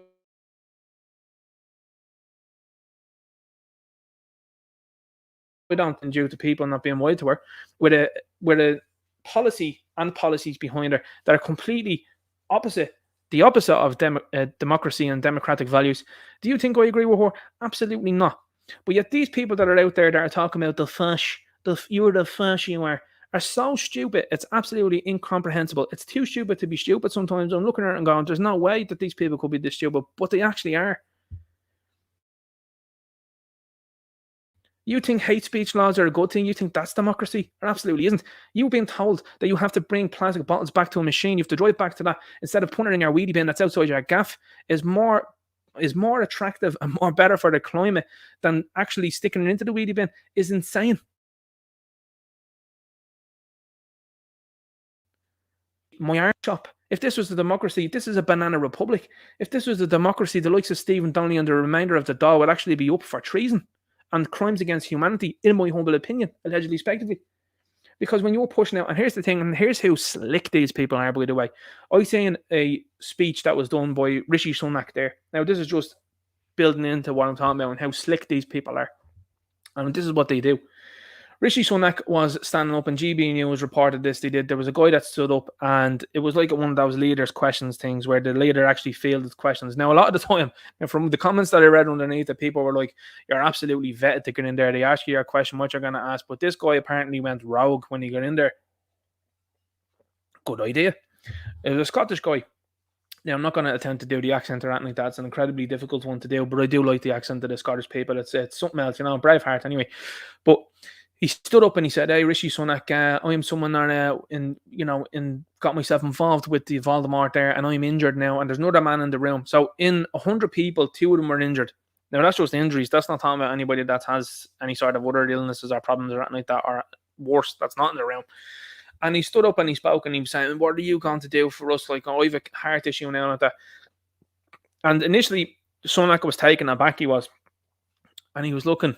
And you could see a couple of other little jousters that came in and were like, okay, we've heard from you and we have to move on."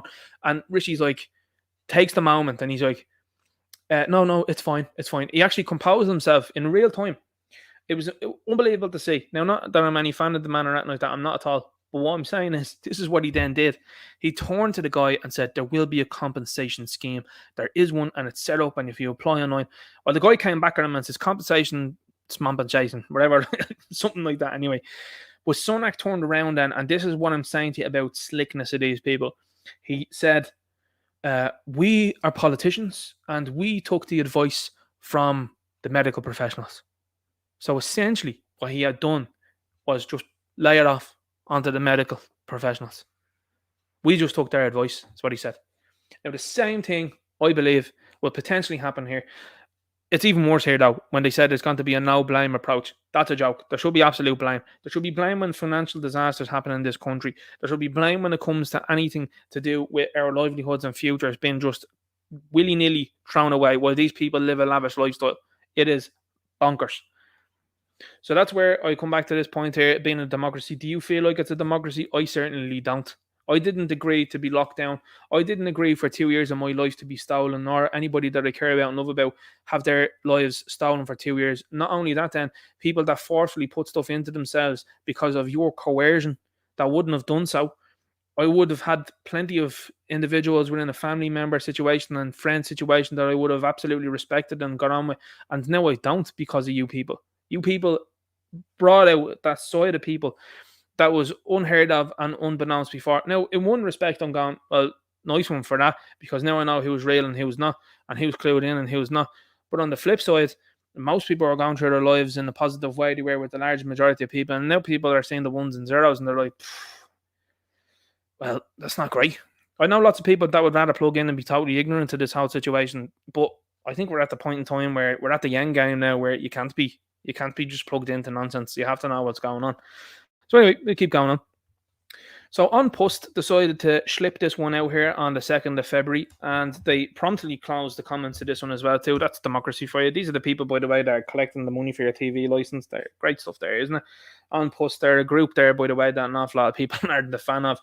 Because you have it like America, they have 4 or 5 different postal services I think they have there. We have one, and these guys decide to do what they're doing when they want it. So, again, allegedly respectively on that one. But anyway, what they decided to do, here, look at this, right? So, there's been an overabundance of advertisements been showing Africans in here in Ireland, and I think it's crazy stuff, especially when we're not an African country at all, and Ireland can fit into Africa loads of times, okay? And yet we're seeing the people like this here. This is an individual, Emer O'Neill, who tried to cancel Tommy Tiernan. What was it, last year, the year before? I did a video on it, a lot of viewership, and a lot of people saw what happened. And On Post still hired her. Now, they got lambasted in the comments here, they did. Like 23 quotes, 176 likes, but they've got nearly 1 million views on this here. Like, that shows you everything you need to know. And yet they push this woman out. Who is allowed? When you were talking about democracy, this is undemocratic. This is a person that is wholly disliked and attempted to get one of Ireland's best comedians cancelled. Baffling, that, isn't it? And then talking about democracy, shutting off comments. That's a great thing there from a postal service, isn't it? Now, this is where I'm coming back to this here. This guy, the Sheikh Dr. Umar Al-Qadri. Here we have a video of 3 foreigners. Okay, so this woman is from Wales. Look at the way she approaches the guy in the video. So Niall McConnell put out a video. Now, he put out a video previous to that there where he interviewed an African fella. I think it was in Drogheda. It was in County Louth as far as I know. Again, legislatively. And he spoke to this guy and he was saying to him, like, I'm not happy with what's going on and feel like we're being replaced and all like that. And the guy, of course, like that, the Africans are never going to admit to the fact of what's going on at all. They're never going to go, oh, yeah, no, buddy, you're right there. Very rarely will you. Maybe Kevin Sharkey might turn around and say, yeah, no, that definitely has happened. But I don't know. So, again, allegedly speculate on that one. But this guy's like, no, I don't see any of that happening there. Oh, okay. Right, that's interesting. Anyway, what shall we say there? Well, funnily enough, and this is where when it comes to these things, Niall McConnell shouldn't be deleting videos, okay? And I don't think he should be deleting videos, especially ones that are exposing what's going on. Because in the video, the African lad actually said that he could wake up and he could grab someone. Now, he used a different word there. It rhymes with grab, and it's something that is happening in, for example, London regularly. It also happened with St. George as well too here in Ireland, if you catch my drift. He said that in the video, and of course then Mucker decided to edit that one out. And Mucker got loads of views then, and loads of comments as well too on Mucker's channel on Twitter. People saying, oh my god, it's horrific. So just bear in mind, right, the British establishment, essentially, were condemning Niall McConnell, along with loads of other British people, and this woman herself then being from Wales, which is Britain, and is wagging her finger at an Irishman in Ireland. Whilst this guy, again, I don't know where the name is from, but the guy is African, he is now challenging Niall McConnell. This is a guy living in Britain that is challenging an Irishman in Ireland, and then you've got this goon that's also doing the same. So you have 3 troublesome foreigners, in my humble opinion, antagonising and absolutely dictating towards a guy in his own country. This is insane. It is completely insane. And this is what we're putting up with. This, I put out a quote and I was just like, this perfectly encapsulates the problem that we have in Ireland. You've got 3 troublesome foreigners saying what they want and how they please towards an Irishman in Ireland. Quick swig there. Like, this woman absolutely, unbelievably says things about, you're a racist. You're a racist. For pointing out demographics, for pointing out what's going on, how Ireland is turning the way it's turning, how you have the likes of the media that are talking about replacing the Irish people by 2050. That's racist, is it? Why are you here from Wales? Loads of Welsh people, by the way, were commenting underneath that, and they're like, keep her there, we don't want that back. I was like, base Welsh people, but we have the problem to do it now. Yeah, I'd ship her off as well too. And then she's like to McConnell, you don't have a problem with me. And he's like, no, I actually do. But this is the future. This is the future of Ireland if we keep going the way we do. Bravo to this lady for calling out ism and bigotry. Well, I mean, things that are clear as the nose in your face there, you know what I mean? You look around your local towns, look around your local cities, stand there for 10, 15 minutes on the main streets, see what you see and hear what you hear. Vast majority in Ireland acknowledge the contribution by migrants to Ireland. It's another spoof that they like to go with as well too. You wouldn't get your ham and cheese toasties if it wasn't for migrants. What? That's nonsense. They support sustainable immigration, but will never support bigotry and racism. Again, they throw words around like bigotry and racism as a carte blanche on whatever they like, with points that they don't agree with. It means nothing now. Like, bigotry and racism used to mean something. I remember growing up, and I remember used to seeing the likes of posts and stuff like that from Ian Paisley, and people used to say he's a bigot. And you used to look at it and they'd be like, yeah, definitely not changing that going in for sure. But like, at the end of the day, I thought wholly negative things about Ian Paisley, still do. And that's fair enough, because I'm like, well, I think that man was very clear with what he wanted to do. But when you've got the likes of this guy like Umar coming in saying things like bigot and racism towards a fella that's like, there's 15 houses that have gone up for sale there, and 15 of them now are going to people that are not of this land. I think that's a fair thing to say. I think it's an absolutely fair thing to say. So we'll go through this here. We will real quick. We have President of Ireland. So the President of Ireland put out a tweet. Now, he didn't, of course. He didn't. But some staffer put this out, he did, and I posted underneath it, and I said, Michael D. Higgins is a shite bag. Got 5 likes, and I was promptly blocked in. Interesting stuff. What a democracy we live in, huh? What a democracy we live in when that guy, that little fella that's sitting in the park there, that told you he wouldn't run for a second term, told lies about that, and then was signing off on the likes of the lockdowns and all that. That's something else, isn't it? Isn't it weird as well too how Forbes have an article out about him and then they had to apologise about their article? I also think that's weird. I also think it's very strange the amount of rumours that go around about him. But anyway, again, I'm digesting them. I'm talking about rumours here. And again, we don't want to talk about rumours too much here. We move on here. We see on Scottock, and it says, who exactly voted for you to impose this policy? Who was paying for your organisation? What mandate do you have to tell free sovereign citizens what their responsibilities are in their own country? And Return got absolutely lit up in the comments here, because I tell you what, I take something very serious, and that is when people are looking to steal money off me and say, you can get it back, and then you see the shit show that's going on. I'm like, no, that money is definitely not going to be trying to be given back here. You know, in Germany, right? And this is where these Muppets got the idea from, by the way, because you'll see people that are right underneath it, and they go, well, in Germany, it was there for the last 20 years. Nice catching up, Ireland. You know, hang on. When you do something over there, okay, I don't agree with an awful lot what you do, but a lot of it's effective, and a lot of it is thought out, and it's run correctly. Like, when you're in Germany, they have machines that you can take a bottle, for example, a plastic bottle back if you decide to, and you can put it into the machine and you'll get money back, no matter where it came from, right? That's why when you go over to Germany, you see lots of homeless fellas walking around you there with trolleys full of plastic stuff, because those guys are collecting that stuff up and they're giving them a few bob back at this, right? That's what they do. Here in Ireland, though, they made it more convoluted. Now, you have to scan it, and then the machine has to decide whether it's going to take it back, because whether you purchase it from that store, we're actually telling you can put it back in any store, but you need a receipt and you need a label, and the labels are on some of them, but not on all of them. Shame on any company that's decided to get involved with this nonsense, by the way, and they should, in my humble opinion, should be boycotted until they decide, now we're scrapping this here, because the companies actually have the power, and so do the people. The people have the power to go, I'm not buying that anymore now, I'm not interested.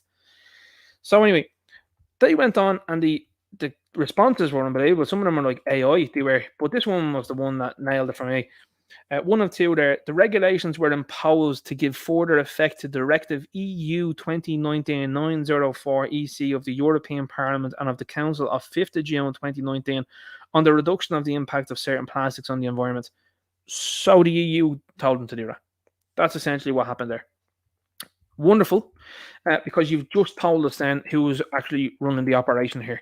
And they're not even hiding it anymore. They're just like, nah, the EU told us to do that there. We genuinely have people that are just administrators here as politicians. That's what we have. That's why we need out of Europe. These people have no loyalty to you at all. So anyway, this is an interesting thing here now. We'll get talking about this. Apparently, this is an account that is saying it's Gavin Pepper, but I don't know whether it is or not, or anything like that. And it says, first off, I'm from Dublin, Ireland. Now, this is contextual because I'm going to show you some videos in a minute, and this is why I'm bringing this up here. First off, I'm from Dublin, Ireland. I would vote no. It will never happen. It costs the UK government 16 billion a year to keep that kip afloat. They can keep it. So this has been used by Sinn Féiners like Niamh Whelan here, because these people are all under threat of their seats being lost here now by guys like Gavin Pepper, for example, in their local constituency. So they think it's some sort of W here now to say things like this, but I'm going to push back on that now in a moment. And she goes, oh, Gavin. I don't know why it affected her British accent there. I suppose it kind of links in with these people hanging around with MI5, allegedly, respectively, and, certain condolences as well, too, about the monarchy and meeting the monarchy and stuff like that. I don't know. It's up to you. I don't know. Not a great week at all for you, is it? Ireland for the Irish, just not the Irish in the north. I've spoken to a lot of people that, and again, personal experiences, correct me if I'm wrong, a lot of Irish people that are in the north are like, we see the shit show that's going on down the Republic and we want no part of it. So I don't know about you, but a lot of personal experience there is telling me that people are happy to be up there doing what they're doing. You've got Kneecap, by the way, who are the big Belfast Gettr. You've got these guys that are up there, Irish rappers. These guys are the perfect vehicle. I suspect, now I don't know the guys personally or nothing like that, but I suspect that whatever went on with Versatile, right? Now I quite like Versatile, and I like the lads, right? But whatever went on there, I suspect, again, I'm only throwing out some speculation here, but I think with some of their debut album stuff and some of the stuff that they followed it up with, the fact that they don't like the media and they talked about them as they talked about them and the cancellation attempt that was made on them, I think maybe the guys weren't playing ball. And I think Kneecap from very long ago, we're going to play ball. And they have absolutely honed in on these guys and they're pushing them as if they're some sort of champions. So anyway, they have a film coming out or something like that now. Now, these are guys that are bang average artists in my humble opinion. And a lot of people shared information saying that they were on tour with Versatile gave them their start. And then as soon as the cancellation attempt came, they turned on them, they flipped. Again, allegedly, respectfully, I don't know. A lot of people have said that to me though. So I've seen them recently as well too say that Ireland is multicultural. These are guys, by the way, that will have songs like Brits Out and be anti-monarchy and anti-Brit. And these fellas are both down on their knees now with their hands out saying, please, British government, give us money. We're going to take you to court for not giving us money. What a weird situation they find themselves in. But what they've used is the Irish language. So they use the Irish language in the rap. And like I said before, that's something to be absolutely promoted in my view, insofar as I wish there was someone that are out there that are actually based and on our side of the fence that would do that. Because what is happening right now is you're seeing a vehicle be used with the Irish language for these people on the left-hand side to try and jump on it and try and say they're as Irish as you are and that they're going to utilise this going forward. So again, I think that's the movement that they're trying to start now. And you're seeing then, for example, Gaeltachts be planted as well too with people that are coming from different countries. That's going to cause a bit of a stir, of course. Then, so that, and then they're saying, oh, the language is totally going away. But I mean, when you're sending people into these areas, what are you expecting? So anyway, going back to this here, the Shinners here now. Here we go. Ireland for the Irish, just not the Irish in the north. Scratch the surface and they're all the same. It's grifters with one agenda. Now, I find that hilarious given the fact that this is Sinn Féiners. These are people Brits out but everyone else in. That's the mantra, allegedly speaking. Think long and hard before changing your vote to these wasters, is what she says. Now, I have to say, to be honest with you, if it was between Sinn Féin and Gavin Pepper, I'd vote for Gavin Pepper. Just is what it is. I mean, he's doing things, he's saying things that I like. And when it comes to saying 16 billion there to keep the north afloat, I'm looking at that and this might be contentious and people might say, well, we disagree with you. I don't see the point. I mean, would I love United Ireland? Absolutely, for sure. But with Sinn Féin running the show and getting in bed with those guys, I don't think so. And I think it's going to need a big change up in the north, especially when, as I said there earlier on, you have the likes of the SDLP who are turning around telling you that they're Irish nationalists. And they actually, Colin Eastwood, by the way, was saying he was with her when it came to the Welsh woman. against Noel McConnell. I think that's really interesting stuff there now when you see that. So don't forget that you've got people in positions that aren't what they say they are. And I mean, look, at the end of the day, I'm willing to give someone a chance. I'm willing to give someone a go at something rather than the establishment parties, for sure. Because that's the thing. I think people need to look at it from that point of view rather than going, oh no, that person is totally out of the game for me. You're playing into the hands of the likes of the Shinners. You're playing into the hands of the likes of Finnegan and Fianna Fáil. That's my humble opinion. So you've got Paul Murphy's missus here flying the Palestinian flag. Of course, these people never join over to Palestine and they've no interest in that at all. My phone rings and I answer, is this Jess Spear? Yes. Yeah, I got your leaflet in the door. It says you moved here to do that to unborn babies. I hang up. Well, what part of that is that a lie that was said to you? Again, if this even happens, I'll take that didn't happen for 500, Alex. Did that happen? Who knows? The far right are clearly emboldened. It's not just houses they want to do that. They'll be coming after women's rights too. This is where we're at. She thinks that that's a right, by the way. Just so as we're all clear on that point there. Again, respectfully. But when you were telling me that you're supporting repeal the 8th, there's no other way that I look at that other than that's what you're looking to do. So where's the lie? Where's the lie in that? Women's rights as well too. This would be the same one that'd be like, we want you to work from 9 to 5. We don't want you being at home minding the kids. We want you to be able to farm them out to people that you don't know. Oh, that's what you want to do? I don't think so. Anyway, you've got the Green Party under here as well too. They put this post out there. 10,000 views, 20 likes, 223 comments. Savage yet again. Vote yes, yes. And I wrote underneath, I put up a little poll and it says, do you know anyone that votes for the Green Party? And this is on the Green Party's post. This is in response to the Green Party. And is it this clown Joe or something like that? Anyway, you have it there. Joe Fingal Green. So to put into context, when you comment on something like this here, this is on their page. Now, 84% said no on their own page. So I have to assume that 16% were people that were Green Party voters. How have I ratioed, or how have the people, not me, sorry, I will retract that comment. How have the people ratioed the Green Party on their own post? How is that? Now, I have my own opinions when it comes to these things. I think an awful lot of what you see around the place is legitimate. And when you look at these things, like the Green Party, I've never met a single person, and Sir Fergus Soldier's been saying the same thing himself, never met a single person that agrees with their policies. Not one. I've heard of people saying, yeah, now, like, if I agree with that as being a good idea, but when you push them on it, they go, no, that's a terrible idea. When it's put into practice, they don't like it at all. So, I don't know about you, but that's what I think anyway. We've got the PBP there, a classical move. So someone here was saying that they were going to sue this woman here, PBP. Classic move by far-right agitators to threaten legal action. I may be a party member, but my views are my own. It will take thousands to sue me, and I have zero money to offset what you would have to pay in legal costs. So tell us you're broke without telling us you're broke there. And again, this is what's going to happen to the left very soon. The left are putting out statements all of the time, and they're completely and utterly untrue, and they're completely defamatory and slanderous and libelous, in my humble opinion. And I don't think it takes too much for people to go, no, I'm not having this anymore. And this is where they're going with regards to that. So anyway, the next thing I'm going to show you is Regina Doherty. It says, launching her own Fine Gael vote yes, yes campaign for the referendum on 8th March. That means that you should vote no, no. Time to make the case for an inclusive concept of family and to recognise care and support in our constitution. Anything that these people are telling you to do, you should be doing the opposite of it, in my humble opinion. I think that that's probably a good way of looking at things. So that got 48 likes. I wrote underneath it and I said, how are you still in politics when the electorate made it clear they didn't want you? Any of you career spongers in politics pushing yes should only make people vote no. And that received 51 likes. Now, I think it's gone up since then. But I have way less views. I've got 676 views on that, and that has 26,000. How am I ratioing a former politician and indeed the party being tagged in that? How is that happening? Sensible stuff. This is a guy here, by the way, Wally 8687 Palestinian flag there, out spouting out of him during the week.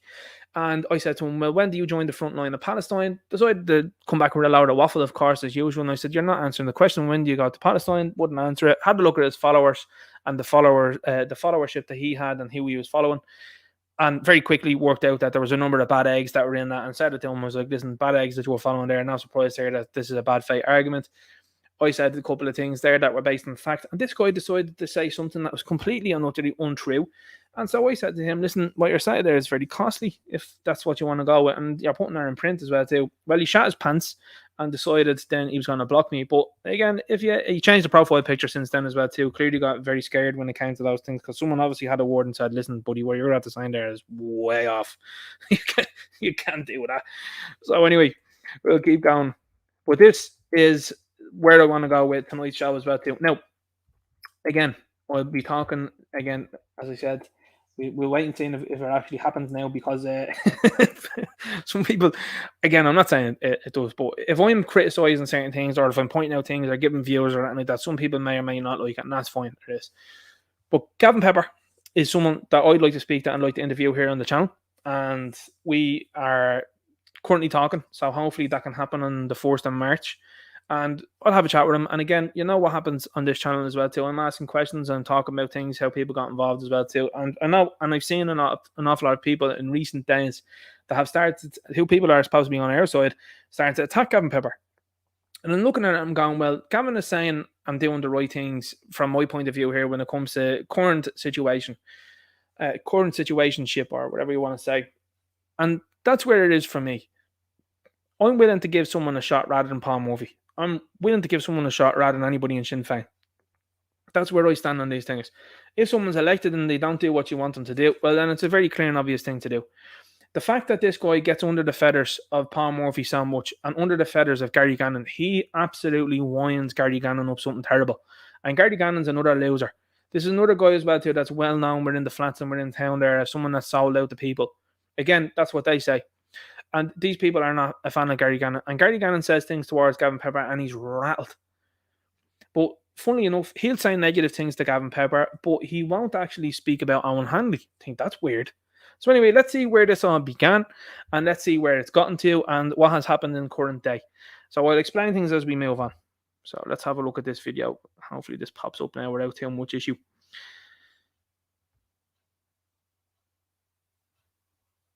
So this is a video from Mick O'Keefe, by the way.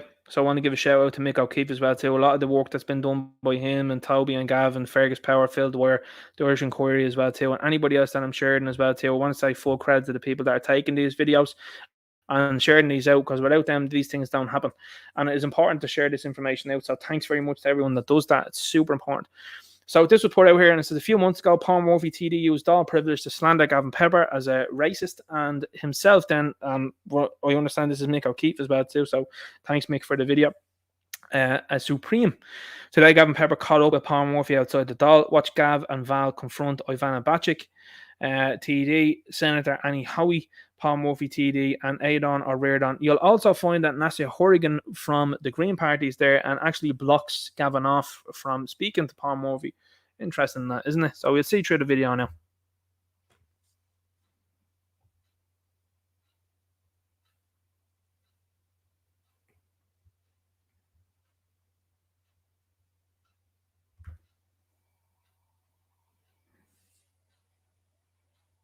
Just waiting for it to play now. Now, Paul, have you anything to say? You called me, you had me house raided, right? You had me house raided. Hold on a minute, you called me a far-right agitator. You called me in the white supremacist. Tell me, I want to just ask you, seeing as you're a TD in the Dáil, why won't you talk about the Tusley? Do you hire unvetted people to look after vulnerable children? Have you nothing to say about that? Would you not ask Minister O'Gorman to resign? His department admitted to deleting files involving the abuse of young children. Would you not ask him to resign? You know, it's easy enough for you to go attack people, but when we ask you to speak out, you don't want to talk. Do you feel intimidated when we ask you these few questions, Paul? No, so could you give us an answer? So you support Roderick O'Gorman as the Minister for Children? Do you think he's doing a good job? Paul? No? There you go. Run away. And my lads, Ivana, do you support Roderick O'Gorman as the Minister for Children now that he re-employed Pat Rabbit? Just before we go on to that there, did you notice how Ivana Bacik pushed her woman? Well, I say pushed as well too. Plays the hand to get your woman in between her and Gavin as well too. The moves that these people use and the fact that Paul Murphy was deciding not to say anything there, he wouldn't speak out against Roderick O'Gorman. I mean, it's pretty clear, cut and dry as well too when it comes to these things that have been going on in this country for a very long time. How is it that we've had successive children's ministers that are gay? How has that happened? And especially then when you have a previous one that was American that's flown back to America now, and she's done what she's done. There's a pound negative stuff here, and Rodiger Gorman's been left out what he's doing. How is there nobody in that all that's willing to challenge that? And that's where people would say, oh well. I mean, if Gavin Pepper was standing up in the door, I'm sure he'd be firing emotions and he'd be talking about these things day in, day out. And that's why these people are like, oh, boss. So again, I'm willing to give him a chance. That's what I'd say. And again, it's important that these things are said. The fact that he's challenging these people face to face is super important. This sort of stuff is what's needed. 100%. And the fact that they don't know how to deal with him says it all. Now that he re-employed Cat Rabbit. I just want to show you that once more there, just how she places her hand on that other one and then she steps in. Just keep an eye on that. Do you support Roderick O'Gorman as the Minister of Children now that he re-employed Cat Rabbit? Now, Paul, have you anything to say? Have you outraged? Hold on a minute, you call me a far right agitator. That's Nasser Hourigan. Now, I'm just going to stop there because you've obviously heard that as well too. What they decide to do is they decide to engage in a conversation as if Gavin isn't even there. And the fact that this smug little twerp here is standing there going, this is a guy that has people blocked on Twitter left, right and centre when they disagree with him. They call him out and ask for receipts. They ask for proof. And there's guys standing outside my house. Prove it.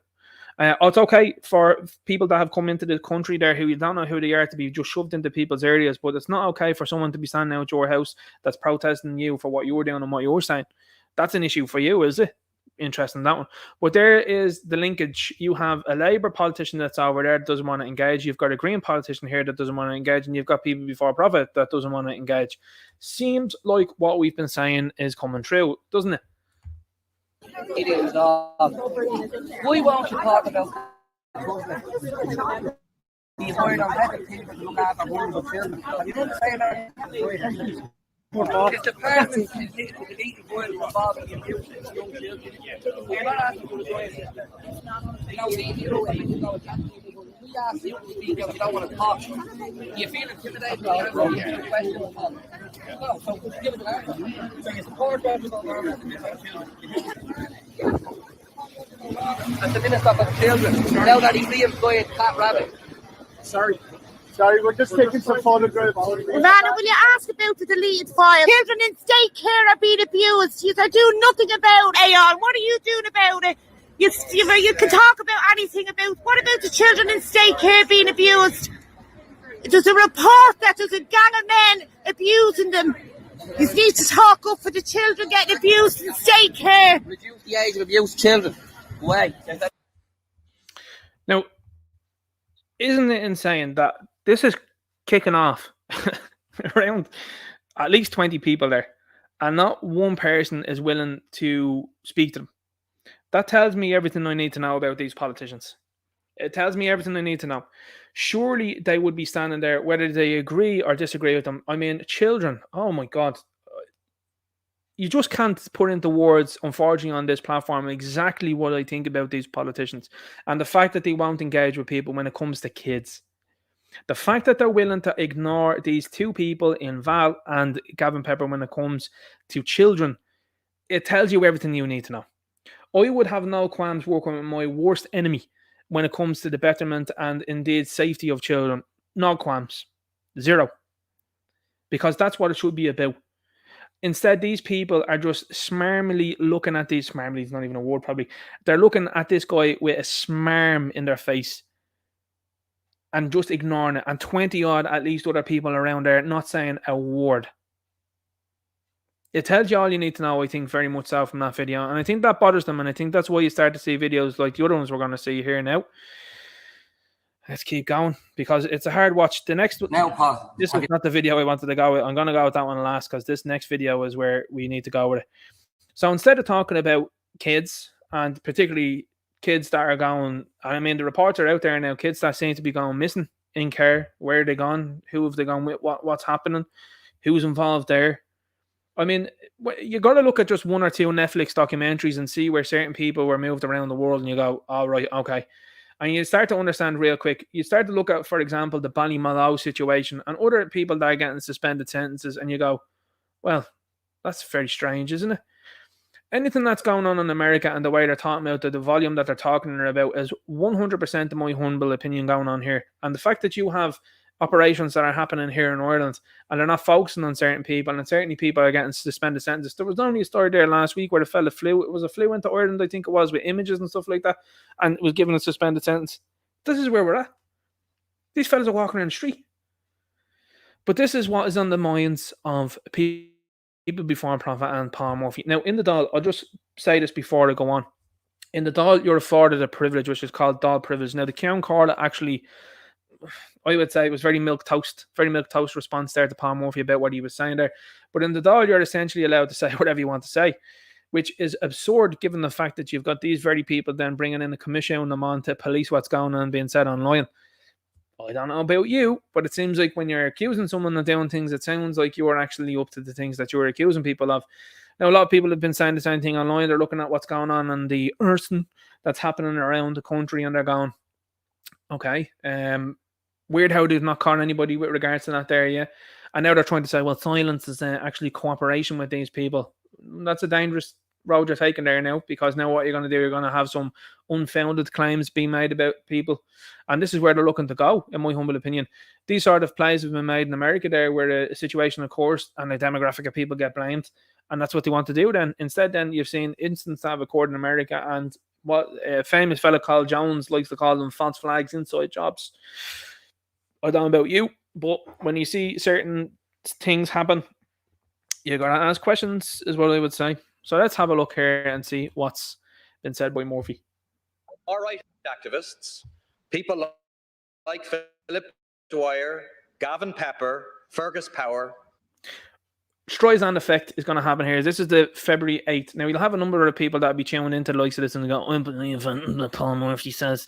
Now, Gene out there sitting beside him there telling me he didn't want people's vote or anything like that. The locals that were opposing what was happening in his constituency and area.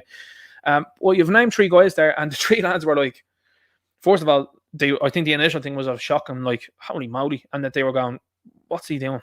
But the second thing is you got to look at it and go, well, this is going to just drive traffic towards your way, and people are going to look in and go, what are these guys saying there?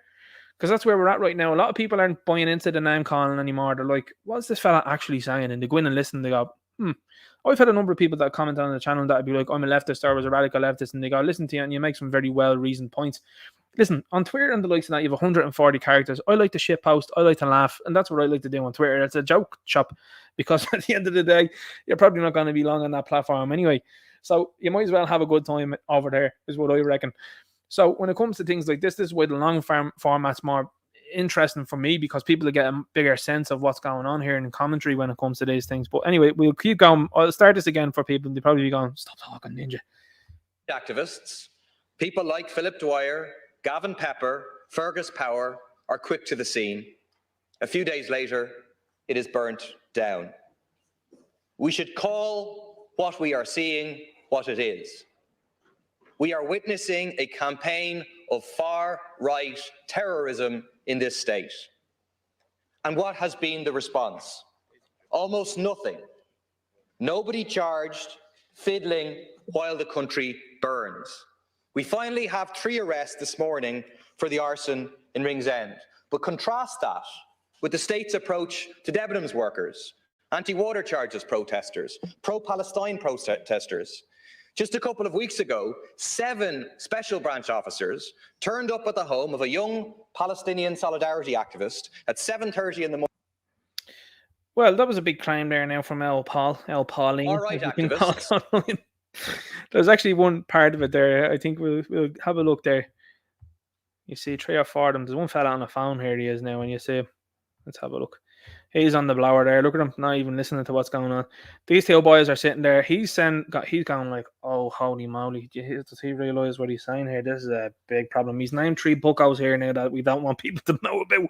We don't want them getting online and looking at the content, because the content's really bad for us guys. Does he know what he's doing? Jeremy Irons, by the way, is the stepfather of Richard Boyd Barrett. I find that quite interesting, don't you? And these are the people that would be like, you're a pro-British unionist? That's ironic.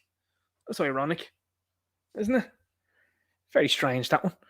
So anyway, Paul decided to go at that sort of narrative. It hasn't worked out for him, because then Gavin actually caught up with him in person And this is the type of stuff that I love seeing as well. You're going to have to say, Now, I'm going to say this, right?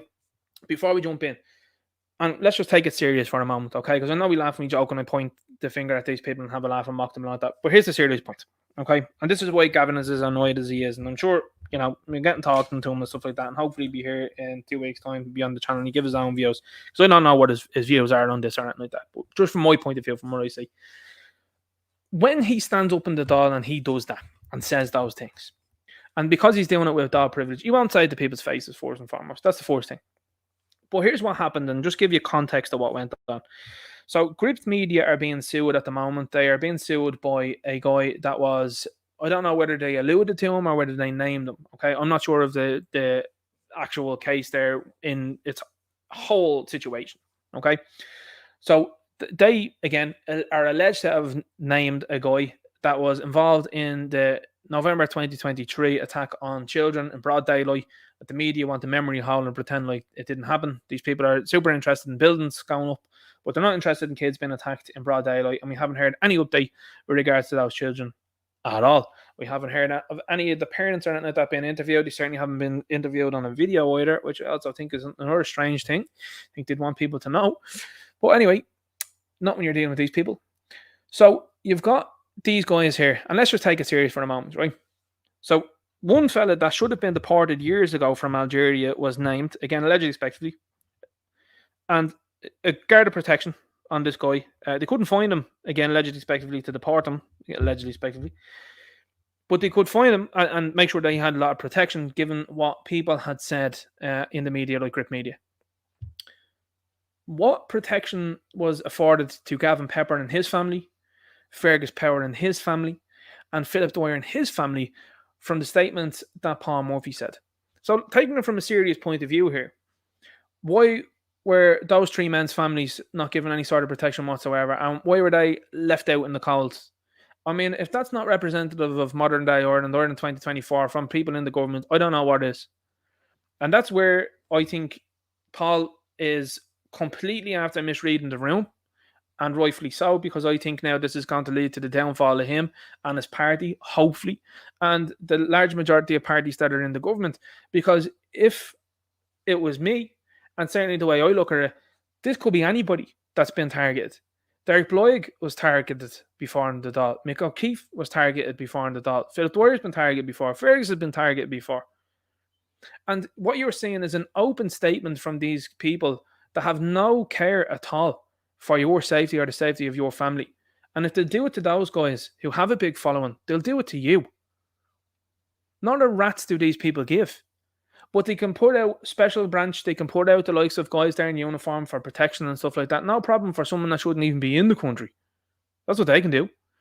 And it has now transpired that the legal representation for said Algerian, again allegedly respectively, has the surname McEntee. And the McEntee solicitor is allegedly working out of Meath. Now, that's an interesting situation there, isn't it? And also, again, allegedly, it seems to be that there has photos that have surfaced of Helen McEntee with these people that also share the name McEntee. Now, again, allegedly, respectively, I don't know what went on there. But that seems odd, to say the very least. It seems odd that these people have a real run-in with Gript Media, and particularly John McGurk over the last while. John McGurk's embarrassed them many times now online and indeed on Virgin Media. And of course, these people are just going to lie and wait. Because the legacy media understand, the mainstream media understand that they're on the decline and the likes of Gript are on the rise. And listen, I have my problems and my own thoughts about John McGurk as well too, particularly when he was flying the Israeli flag. You know, not that I give a crap about anything in the Middle East, but when I look at that and like, you know. Anyway, my own personal thoughts on that one put aside, because when you're looking at even Rebel News and looking at what Avi's doing, I'm like, oh, okay, right, I see how things are going. You're interviewing Will I Am there, and your man's talking absolute codswallop. But in reality, look what's going on. So anyway, going back to this, you have a very serious situation, and yet no care, no attention being afforded to the Irish lads and their families at all. So Gavin caught up with Paul, and this is how it transpired. Now, before I jump in as well too, because you'll hear Paul call Gavin a landlord. Now, allegedly, it has been said on accounts that are bearing the name of Gavin Pepper that he's a landlord. And my opinion is this. So If he's doing all right in life and he's able to do that, that's whatever he's doing by him. And I find it hilarious. I find it absolutely hilarious that other people have issue with that. They take umbrage with that. And not just saying, not people on their side. Their people on their side don't really care at all. It's the people on the left that are trying to grasp at any sort of straws. There's loads of TDs that are currently sitting in the Dáil that are landlords. And you don't mention any of that about them. But yet, when it's someone challenging the political establishment, oh, now you have a problem with that there. You have a total issue there with landlords and all that. Weird, again, coming from people that are supporters of people before profit, when you have Richard Boyd Barrett and his stepfather, actor Jeremy Irons. I'm sure Jeremy Irons doesn't help out at all. I'm sure he doesn't help out at all. I'm sure there's no help given. You know? So, when people are saying that and someone's made their way through life, and whatever has happened in the last couple of years, some people were slower to the gate than others. And I'm not saying when it comes to these things that people overnight have just seen and taken an opportunity. But when I see Gavin saying the things that he's saying and doing the things that he's doing, I'm looking at that going, I'd be willing to give him a vote rather than Sinn Féin. I'd be willing to give him a vote rather than anyone in Fine Gael. And that's the way you got to look at it, in my view. Now, again, you might think differently. And again, that is completely up to you. But I'm just giving you the way I see things and the way I see things playing out. Don't mind what the left are saying online. Who gives a fiddle what those people are saying? They'll ride with Paul Murphy all the way. You know what I'm saying? They'll go all the way to with the likes of Ivana Bakic. They'll go all the way with Holly Cairns and all that. They're never going to change. They will never defect. These people are TVs. They won't listen to you. They don't understand you, and they never will. So what's the point? But I like to see situations like this. I think these are great.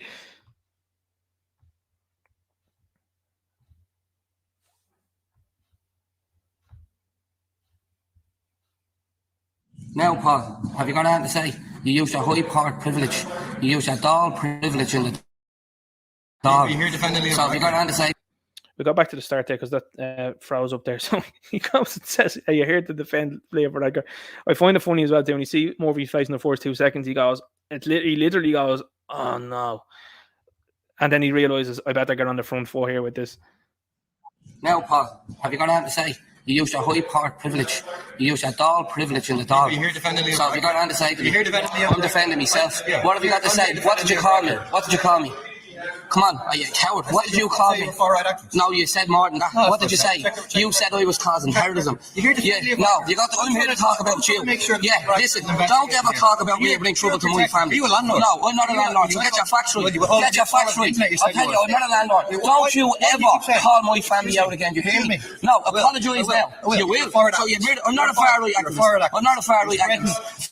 Don't you? No, I'm not. You're the lawyer. You're the lawyer. You're the lawyer. You're the lawyer. I'm not a landlord. I'm not a landlord. I'm not a... You're making up stories about me and I won't let you about it. I don't care who you are. I'm telling you now. Now, I have to say, absolutely hilarious. So we're going to have Gavin on the show in 2 weeks' time. And Gavin will be given an ability and a chance, obviously, as always is, to clarify, because this is something now, again, if anything happens to this channel in the next 2 weeks, guys, you know what's going on there. And listen, if I'm not here, I'll be on Rumble. We'll stream it on Rumble. That's how it'll go. But this is what you currently see here in Ireland. You see them try the points going, you're a landlord. So what if he is? So what if he is? Who cares? Who cares? You were telling me as a TD pulling in the money that you were pulling in, calling people whatever you were calling them as well too, online and indeed in the Dáil. You think that absolves you of anything? Absolutely hilarious. So Paul Murphy had one thing to go on there. He did, whether he was calling him a landlord. It doesn't work out. It doesn't work out for this guy at all. Now I think what's going to happen from here on out, and I think Paul Murphy is definitely rattled. I think when you see an altercation like that, and when I say altercation, I mean it's just guys speaking as they would, like as men do. When I mean, I don't know. I think Paul Murphy is less than a man, to be quite honest with you. Allegedly, spectacularly. Again, I'm joking. That's just a joke. It's just humour, okay? But I don't see that guy the same way as I would see Gavin Pepper. I see Gavin Pepper as someone that's going to say what he's saying, and I like the words that are coming out of Gavin's mouth. Because that's the sort of way that I would go about these things. If this guy is making an outlandish claim like he is in the Dáil, and how dare he as well to turn around and call people a terrorist when it comes to things that you've seen over the last couple of years. People have been forced into their homes, been not able to see loved ones, not being able to go to a funeral, more than 6 people. You want to talk about terror there? You want to really talk about terror? We'll play that game. You want to talk about terror when you're deciding to have a commission there that's totally undemocratic, that's been brought on, green lighted by people who are nefarious, and indeed an awful lot of faceless entities that are being brought online there when it's totally undemocratic, and you want to accuse other people of terrorism? You have a day off, mate. You're absolutely losing it. And this is the thing, repeating their own nonsense as well too. He can't defend what he has said to Gavin at all. So it's now getting aggy.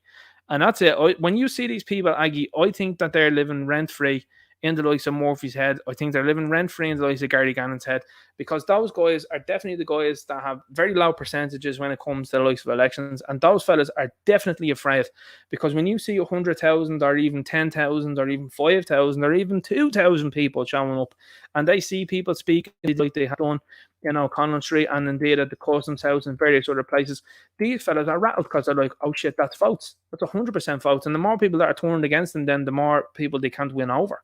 So, of course, the likes of flooding the country full of people that are not of this land appeal to the likes of Murphy, because he's going, sure, Jesus, that'd be votes for me now. And they want to hand over fist. They're allowing anyone and everyone to vote now, legislatively. So we keep going. Successful citizenships applications tripled in 2023. How do I know that they're trying to do these things? This is how. The number of successful applications for citizenship more than tripled last year in our Oireachtas committee heard. That's an absolute joke. Absolute joke that this is happening here. They've invited the third worlders over to this place and told them you can be as Irish as the Paddy standing next to you. Absolutely ludicrous stuff.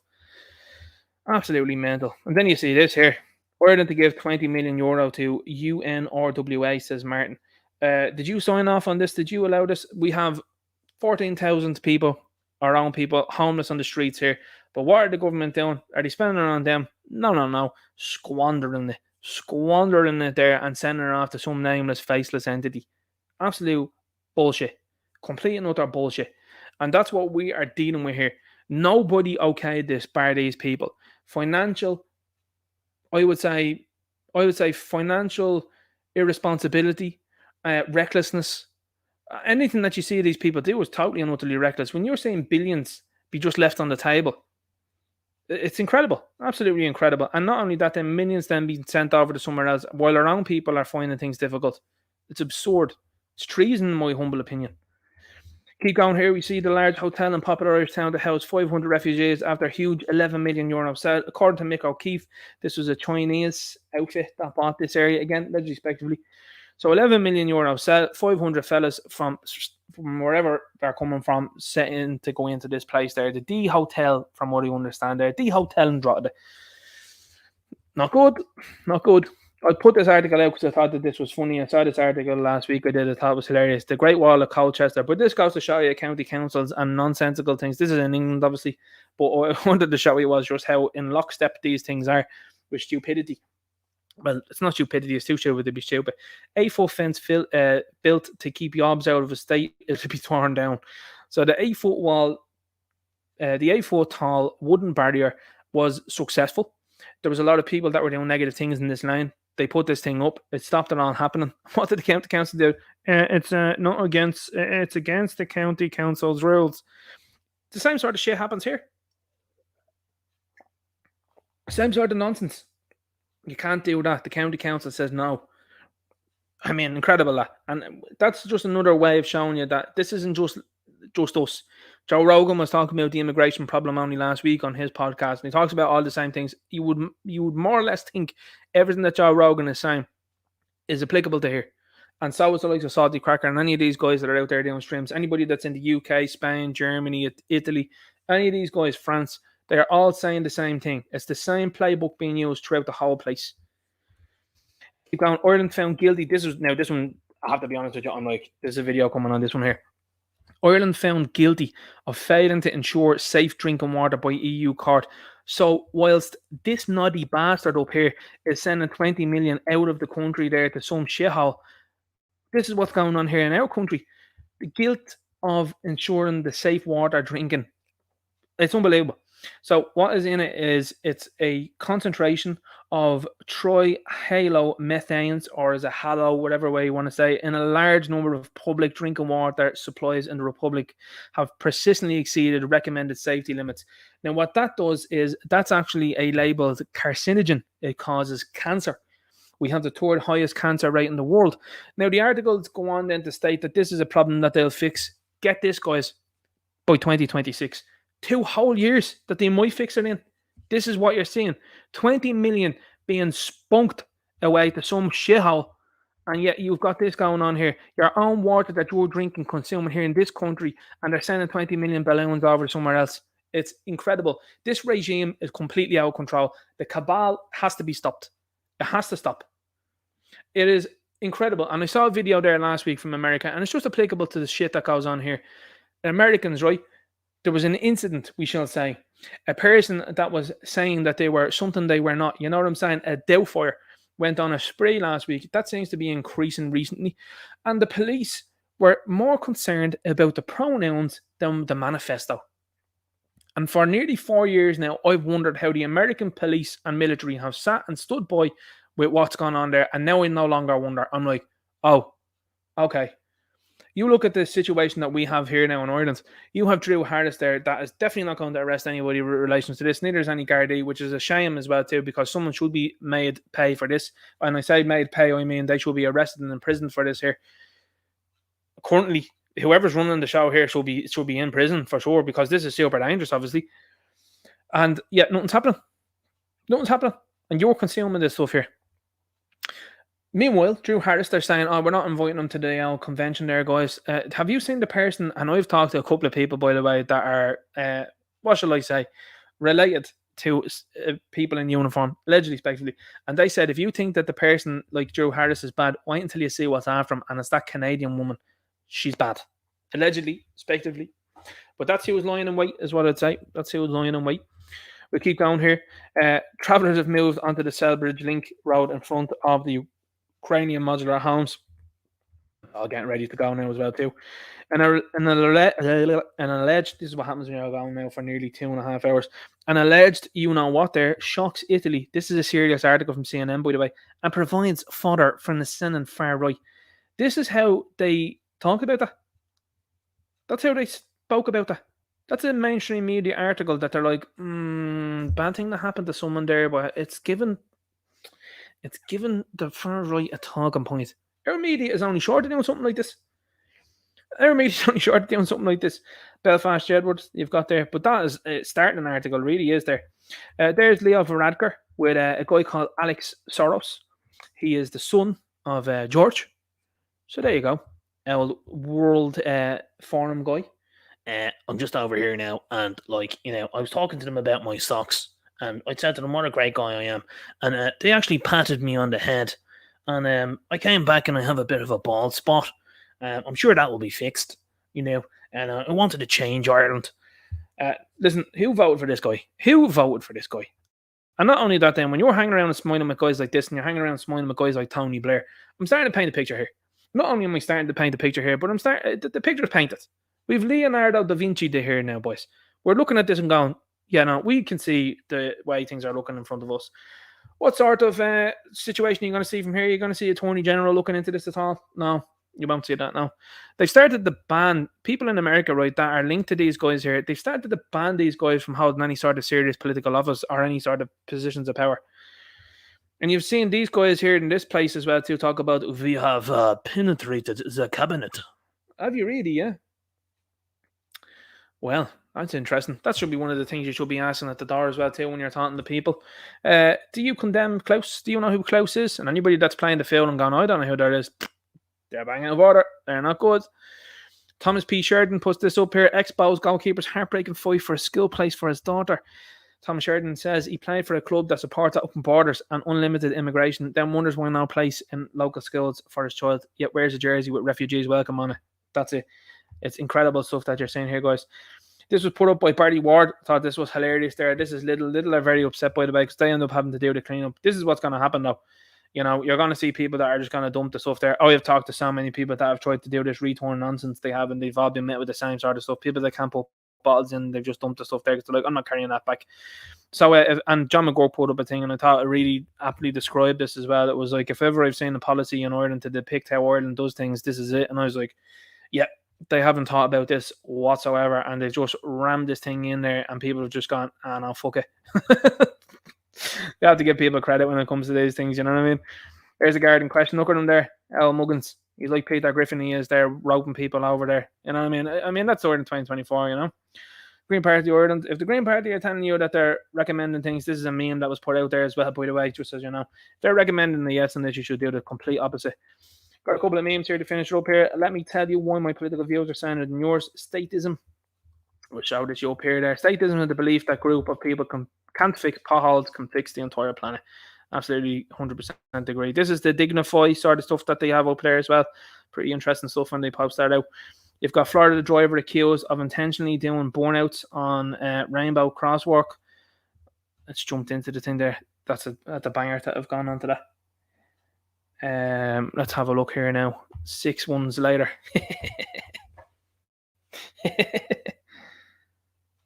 Okay, just 1 second here. I'm trying to get back down to that. 1 second there, guys. This is just taking time. So you've got that there, 6 1-0 later, and you've got your man there. He's doing burnouts and that, or a state America's in, isn't it? We've got this as well too. With Raw Egg National said it's almost as if there's some kind of agenda at work. Yeah, you're seeing the same sort of stuff be promoted by things in Ireland as well too. Companies, Tesco Ireland to run job trainings for people in direct provision. Trainings would include CV and interview training. The opportunity to interview for roles in Tesco stores across the country.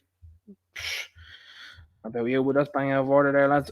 Irish could be a minority ethnic group here by 2050, says Professor. Irish Times. Elsewhere that this is happening too. Airport security, border security.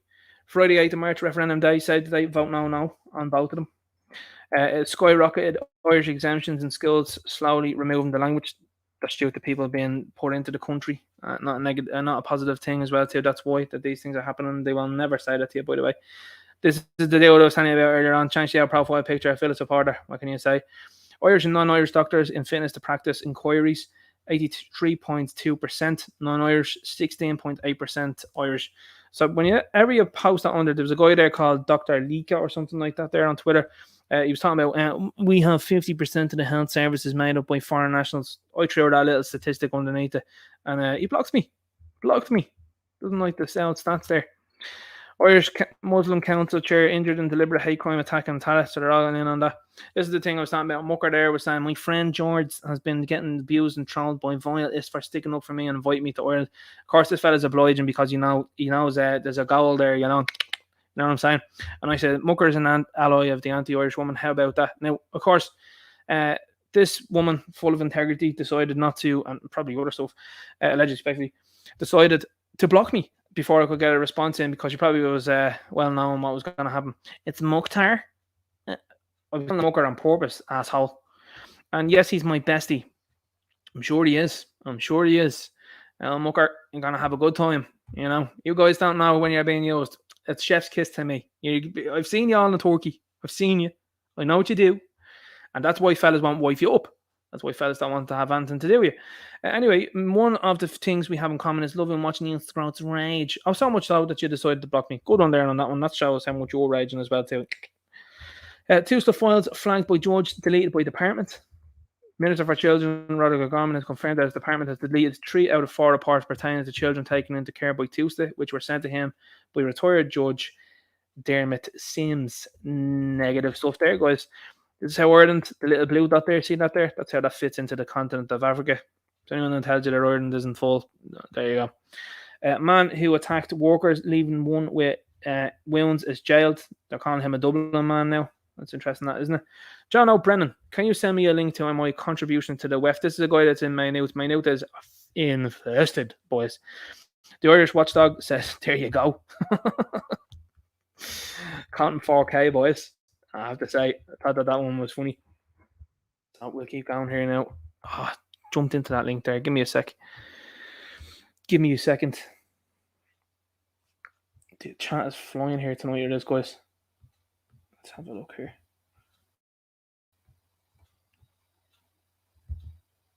Let's have a look now. We've got a lot of people in here chatting tonight. That's what label it is.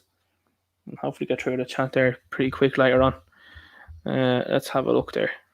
Okay, we're coming towards the end here, guys. Anyway, refugees welcome. Out for all, Drogheda for all. These for all groups, by the way, who was funding them, is what I'd say. They seem to pop up pretty quickly. They do. Shite. Drogheda has no hotel now. This is an advert as well too that's been pushed out there. The agenda is real. The agenda is pretty obvious to see. James Conway from Sligo speech from the protest last Monday. James is running for the IFP in Sligo. Make sure to back him. Now, he's put up an interesting picture recently. I'll finish on that last one there, Maria Walsh. When you say this one, boys. But he was putting up a picture there recently saying that alleging that the guards were following him in his area.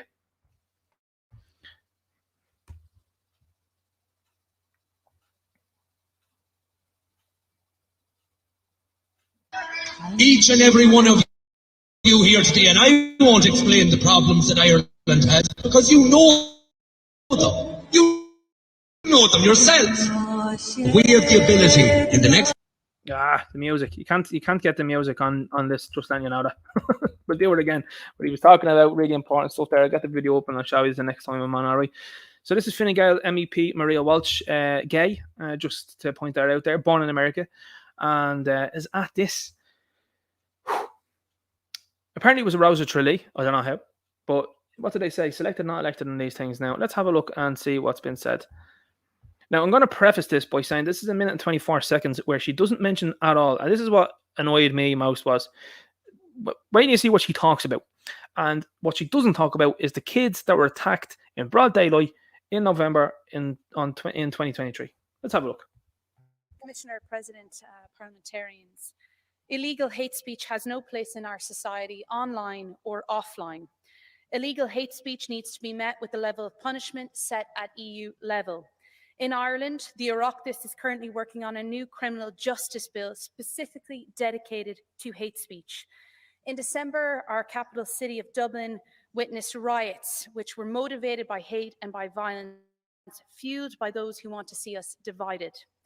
Those who purposely peddle hate speech, who incite violence, have become smarter, unfortunately. They use social media platforms as a tool to take advantage of people by bombarding them with false information or by dressing their hate speech in subtle language so the line between freedom of speech and hatred is blurred. Elon Musk has tried to create outrage by saying that the Digital Service Act will result in armed police storming people's houses. He can pretend that he defends free speech, but do not be confused. He and some others who shout against this legislation are focused only on their own self-interests. We cannot allow them to continue to be unchecked. We must ensure that the Digital Service Act and other law introduced to eradicate hate speech holds those who continue to undermine our democracy, our equality, and our peace to account. Thank you very much. Not once mentioned the kids, of course, there as well, too. Just upset about hurty words and words he doesn't like. So this is what you get when you get leftists, and particularly leftist women, into positions of power. You see what I mean? Easy to manipulate, easy to control, stupid ideas as well, too. And hey, Maria, Pogue Mahone, how about that? And you've got ridiculous things being posted out by these people. And of course, they're attacking Elon Musk as well. Interesting fact, Elon Musk has joined up with Gina Carano to take on Disney. Interesting to see where that's going to go. And he has talked about it as well too, doing the very same thing as well if it happens to people with regards to this. So that's going to be interesting. Bring her on is what I'd say. I'd say it's going to be very funny to see what happens. And especially the fact that you've got Mick O'Keefe, for example, talking to Elon Musk. Hopefully they get them onto a spaces on Twitter. That'd be great to highlight what's going on here. It's absolutely inexplicable, the nonsense we're putting up here. Look, O'Neill, 2 or 3 showers a week is enough. Why is that going on in jail, is what I'd say. And he was listening to him. TV license amnesty motion by Sinn Féin is stunt. Sure. This is another thing. It's horrific. And look, to even think about this as well too is it's very difficult. Woman due in court this evening following what happened to Matthew Healy. How can I articulate this? You have women and councils and all of this nonsense that will highlight them taking issues that they have at home, and they will never rear their heads when it comes to children. They will never rear their heads when it comes to situations like these. They won't rear their heads when it comes to husbands and ex-husbands and them doing certain things that are irreversible. They will never say anything about that. They won't call this woman a monster whatsoever. Again, allegedly, speculatively, because I don't know the situation of what happened here. But the fact that the father has mentioned the boy and hasn't mentioned anything about the woman, I don't know. Again, I'm not a savant or anything like that. But again, allegedly, speculatively, whatever's going on here, again, it's impossible to speak about. But these women's councils and these women's groups and all that will never ever speak about situations like this. They will never ever speak about how there was women jubilantly celebrating the likes of the repeal the eighth nonsense. They never will speak about it. And I think it's actually a criminal situation that we're finding ourselves in, where you have this poor young boy, and this has just been glazed over, just totally glazed over. They're not mentioning this whatsoever. I think it's horrific, it is, and it's a horrific situation that's going on that's not been highlighted enough. And why do these situations keep happening? It's actually it's a difficult one to speak about. It really is. I'm lost for words when it comes to these things. What I will say is, God bless the young man, and I wish him rest in peace 100%, and his poor father also as well too. Like, I mean, thoughts and heart goes out to them there. It's absolutely horrific. And the fact that we have situations like that occurring in our society, and that's been glazed over within 24 hours, not an awful lot of people even know about that. I wanted to highlight that boy because it is a horrific situation that nobody should ever have to deal with. And I think whatever went on there, it's not talked about enough. They want to talk about guys and they want to talk about men, and you've got Maria Walsh there herself talking about pale, male and stale. Well, what about situations like those there? Why are those on the increase? Why are they not being spoken about? I think it's horrific, it is. And it's a hugely, hugely negative thing that we're seeing here in this country. Absolutely. And it's something that we're seeing worldwide. Shocking stuff. So I'm going to finish up by jumping into the chat there. Thanks to everybody that jumped in here live. And make sure as well too, you jump in 2 weeks from now. I'll be back on the 1st of March. Ellie Green says here, the bottom machines probably won't even work a lot of time. Yes, Ninja is right, boycott. Let's go here. We've seen Steve Dixon is saying about Grip. Well, Grip said that they got bad info. So we'll wait and see how things go there. CST says Ninja Knight, no way. Never heard about that. Grip being sued. Drew Cook says, you have full permission to use any of my photos for the sake of the cause moving forward. I can send you the full size versions. Much appreciated. Thanks for that. Make sure you send me stuff like that on social media though, because I don't pick up like emails or anything like that. That doesn't happen. Derek Man says I met Phil Dwyer, great fellow, to be honest with you. Tips a good lad. Fergus Power says twice now that Wet Way Bewes is down privileged supporter families in danger. He's a weak spineless coward and Pauline knows him. And the rest of the people trafficking, says Fergus. Let's keep going there. Helen McAtee's husband, the CEO of Abbey Vascular Sligo Town, who produces hormone blockers for children to transition. People are asking who was Paul Murphy's mother. Let's keep going here through the chat there. Yeah, Occident Advocate, that was Gavin Pepper confronting him. Yeah, it was. A lot of love for Fergus as well in the chat. Big love for Fergus in the chat there. Sheepdog says the commies care who are landlords in United. They want private wealth in their hands to socialise as they deem fit. That's a fair point. That's a good one. So I like the fact that you do things like this and people then make points like that and you're like, yeah, I agree. I see that point. Yeah, 100%. That's what I like these live streams. Lots of people that do they agree. Oh, Hugh was making some good comments in there. Yeah, but do the great work of letting people know, hey, look what's happening here with regards to this. Let's see what's happening. Zarowski says you can't boil fluoride out of the water either. I'm talking to a lot of people that do like that reverse osmosis and have like things under their sinks as well too. I don't know how good they are. I don't know whether people would recommend them, but I've heard some good things. Let's keep going here.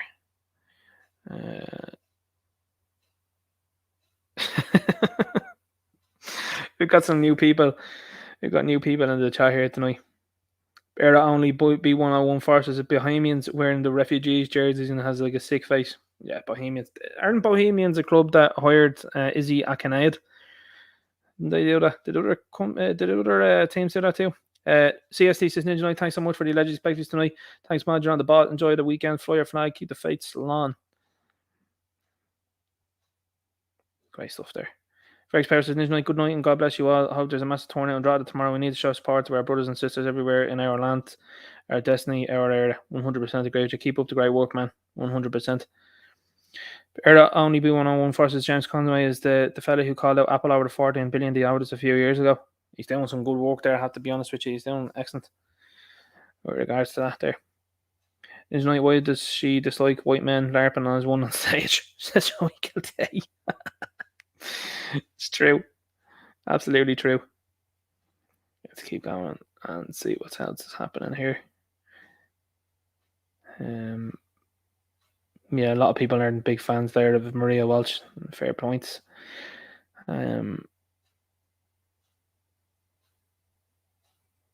Yeah, sometimes people send me information, by the way. I'm just going to read this one out as well, too. Sometimes people send me information that I just don't go with. I'm just letting you know that, because some of it's unsubstantiated. And again, you can't be putting out stuff that's not true, and there's bad actors all around the place there is, so I'm very aware of that. So just do be careful on where you get your info from and stuff like that, guys. Armchair Limerick Nationals, like the way I look at it is like that. Would you love to break a story first? 100%. Is it worth it? No. You know what I'm saying? Like, it's not worth it from many points of view. Armchair Limerick National says, sound for the stream, Ninja. Much appreciated, man. Thanks. Another great video. Thanks, Ninja. Says Kevin McMahon. Keep up the good work. Ninja says Hillbilly John. Thanks very much. Much appreciated. Okay, let's go and have a look now. That should be it. We should be wrapped up, I think, there tonight. Now, I think this is an earlier wrap up, I think, than usual. 2.5 hours. I actually only intended on going for about an hour and a half. It's like always what happens with these things. You end up going for longer than you think. Paul Murphy looks childless. A lot of people aren't fans of Child's. People call him Child's brain here. Rock us in here as well, too. Much appreciated. Good to see you here. Allegedly, especially James Casey. People love the allegedly speculate when it comes to these things here. All right, guys, look after yourselves. Have a good weekend. Keep safe when it comes to these things. Keep posting what's happening. And it's super important that you keep up to date with what's going on here. David White says, hey, Ninja, Hunter S. Thompson was the king of gonzo journalism, so you're in great company. Much appreciated on that one. So look after yourselves. Have a good one. I believe there's a big protest in the county of Louth tomorrow. There, Fair was talking about there earlier on. So if you can get there, again, I'm not advocating anybody be there. I'm not responsible for anybody being there, doing whatever they do. I disavow anyone doing anything negative. But it's great to show support for people. And when you have the For All group saying don't go there and don't protest, not that they're trying to make you feel as if protesting does nothing and that it has no bearing on what's going on. The thing about protests is this: if there is 10,000 people out somewhere like they were in Dublin City Centre, it is showing people and it is showing the establishment how many people are out there that vehemently oppose them. And that's a positive thing. If there's people in Louth that vehemently oppose what's going on, more power to them, and absolute support that goes there. Protesting is important. I think it highlights what's happening here in this country, and not to let it just go away as things are standing. This government are in the throes, I think, the last throes of what they want to be doing. I think, obviously, as well, I think we're probably going to see a general election this year. And it's going to be interesting to see where things go. I think we need a lot of people that need to be running for positions, county councils, councillors, in the Dáil as much as possible. I do think that if you're in a party will stand really good. I think if you're an independent, that's great, and independents have been making waves as well. But I think that right now what we need is either 1 to 2, 3 maybe parties that are going to join together and going to say, right, we need to oust the current establishment legally, democratically, as always, and that we need to be taking our future into our own hands rather than being told by EU, this is how it's going. We need out of this place as soon as possible.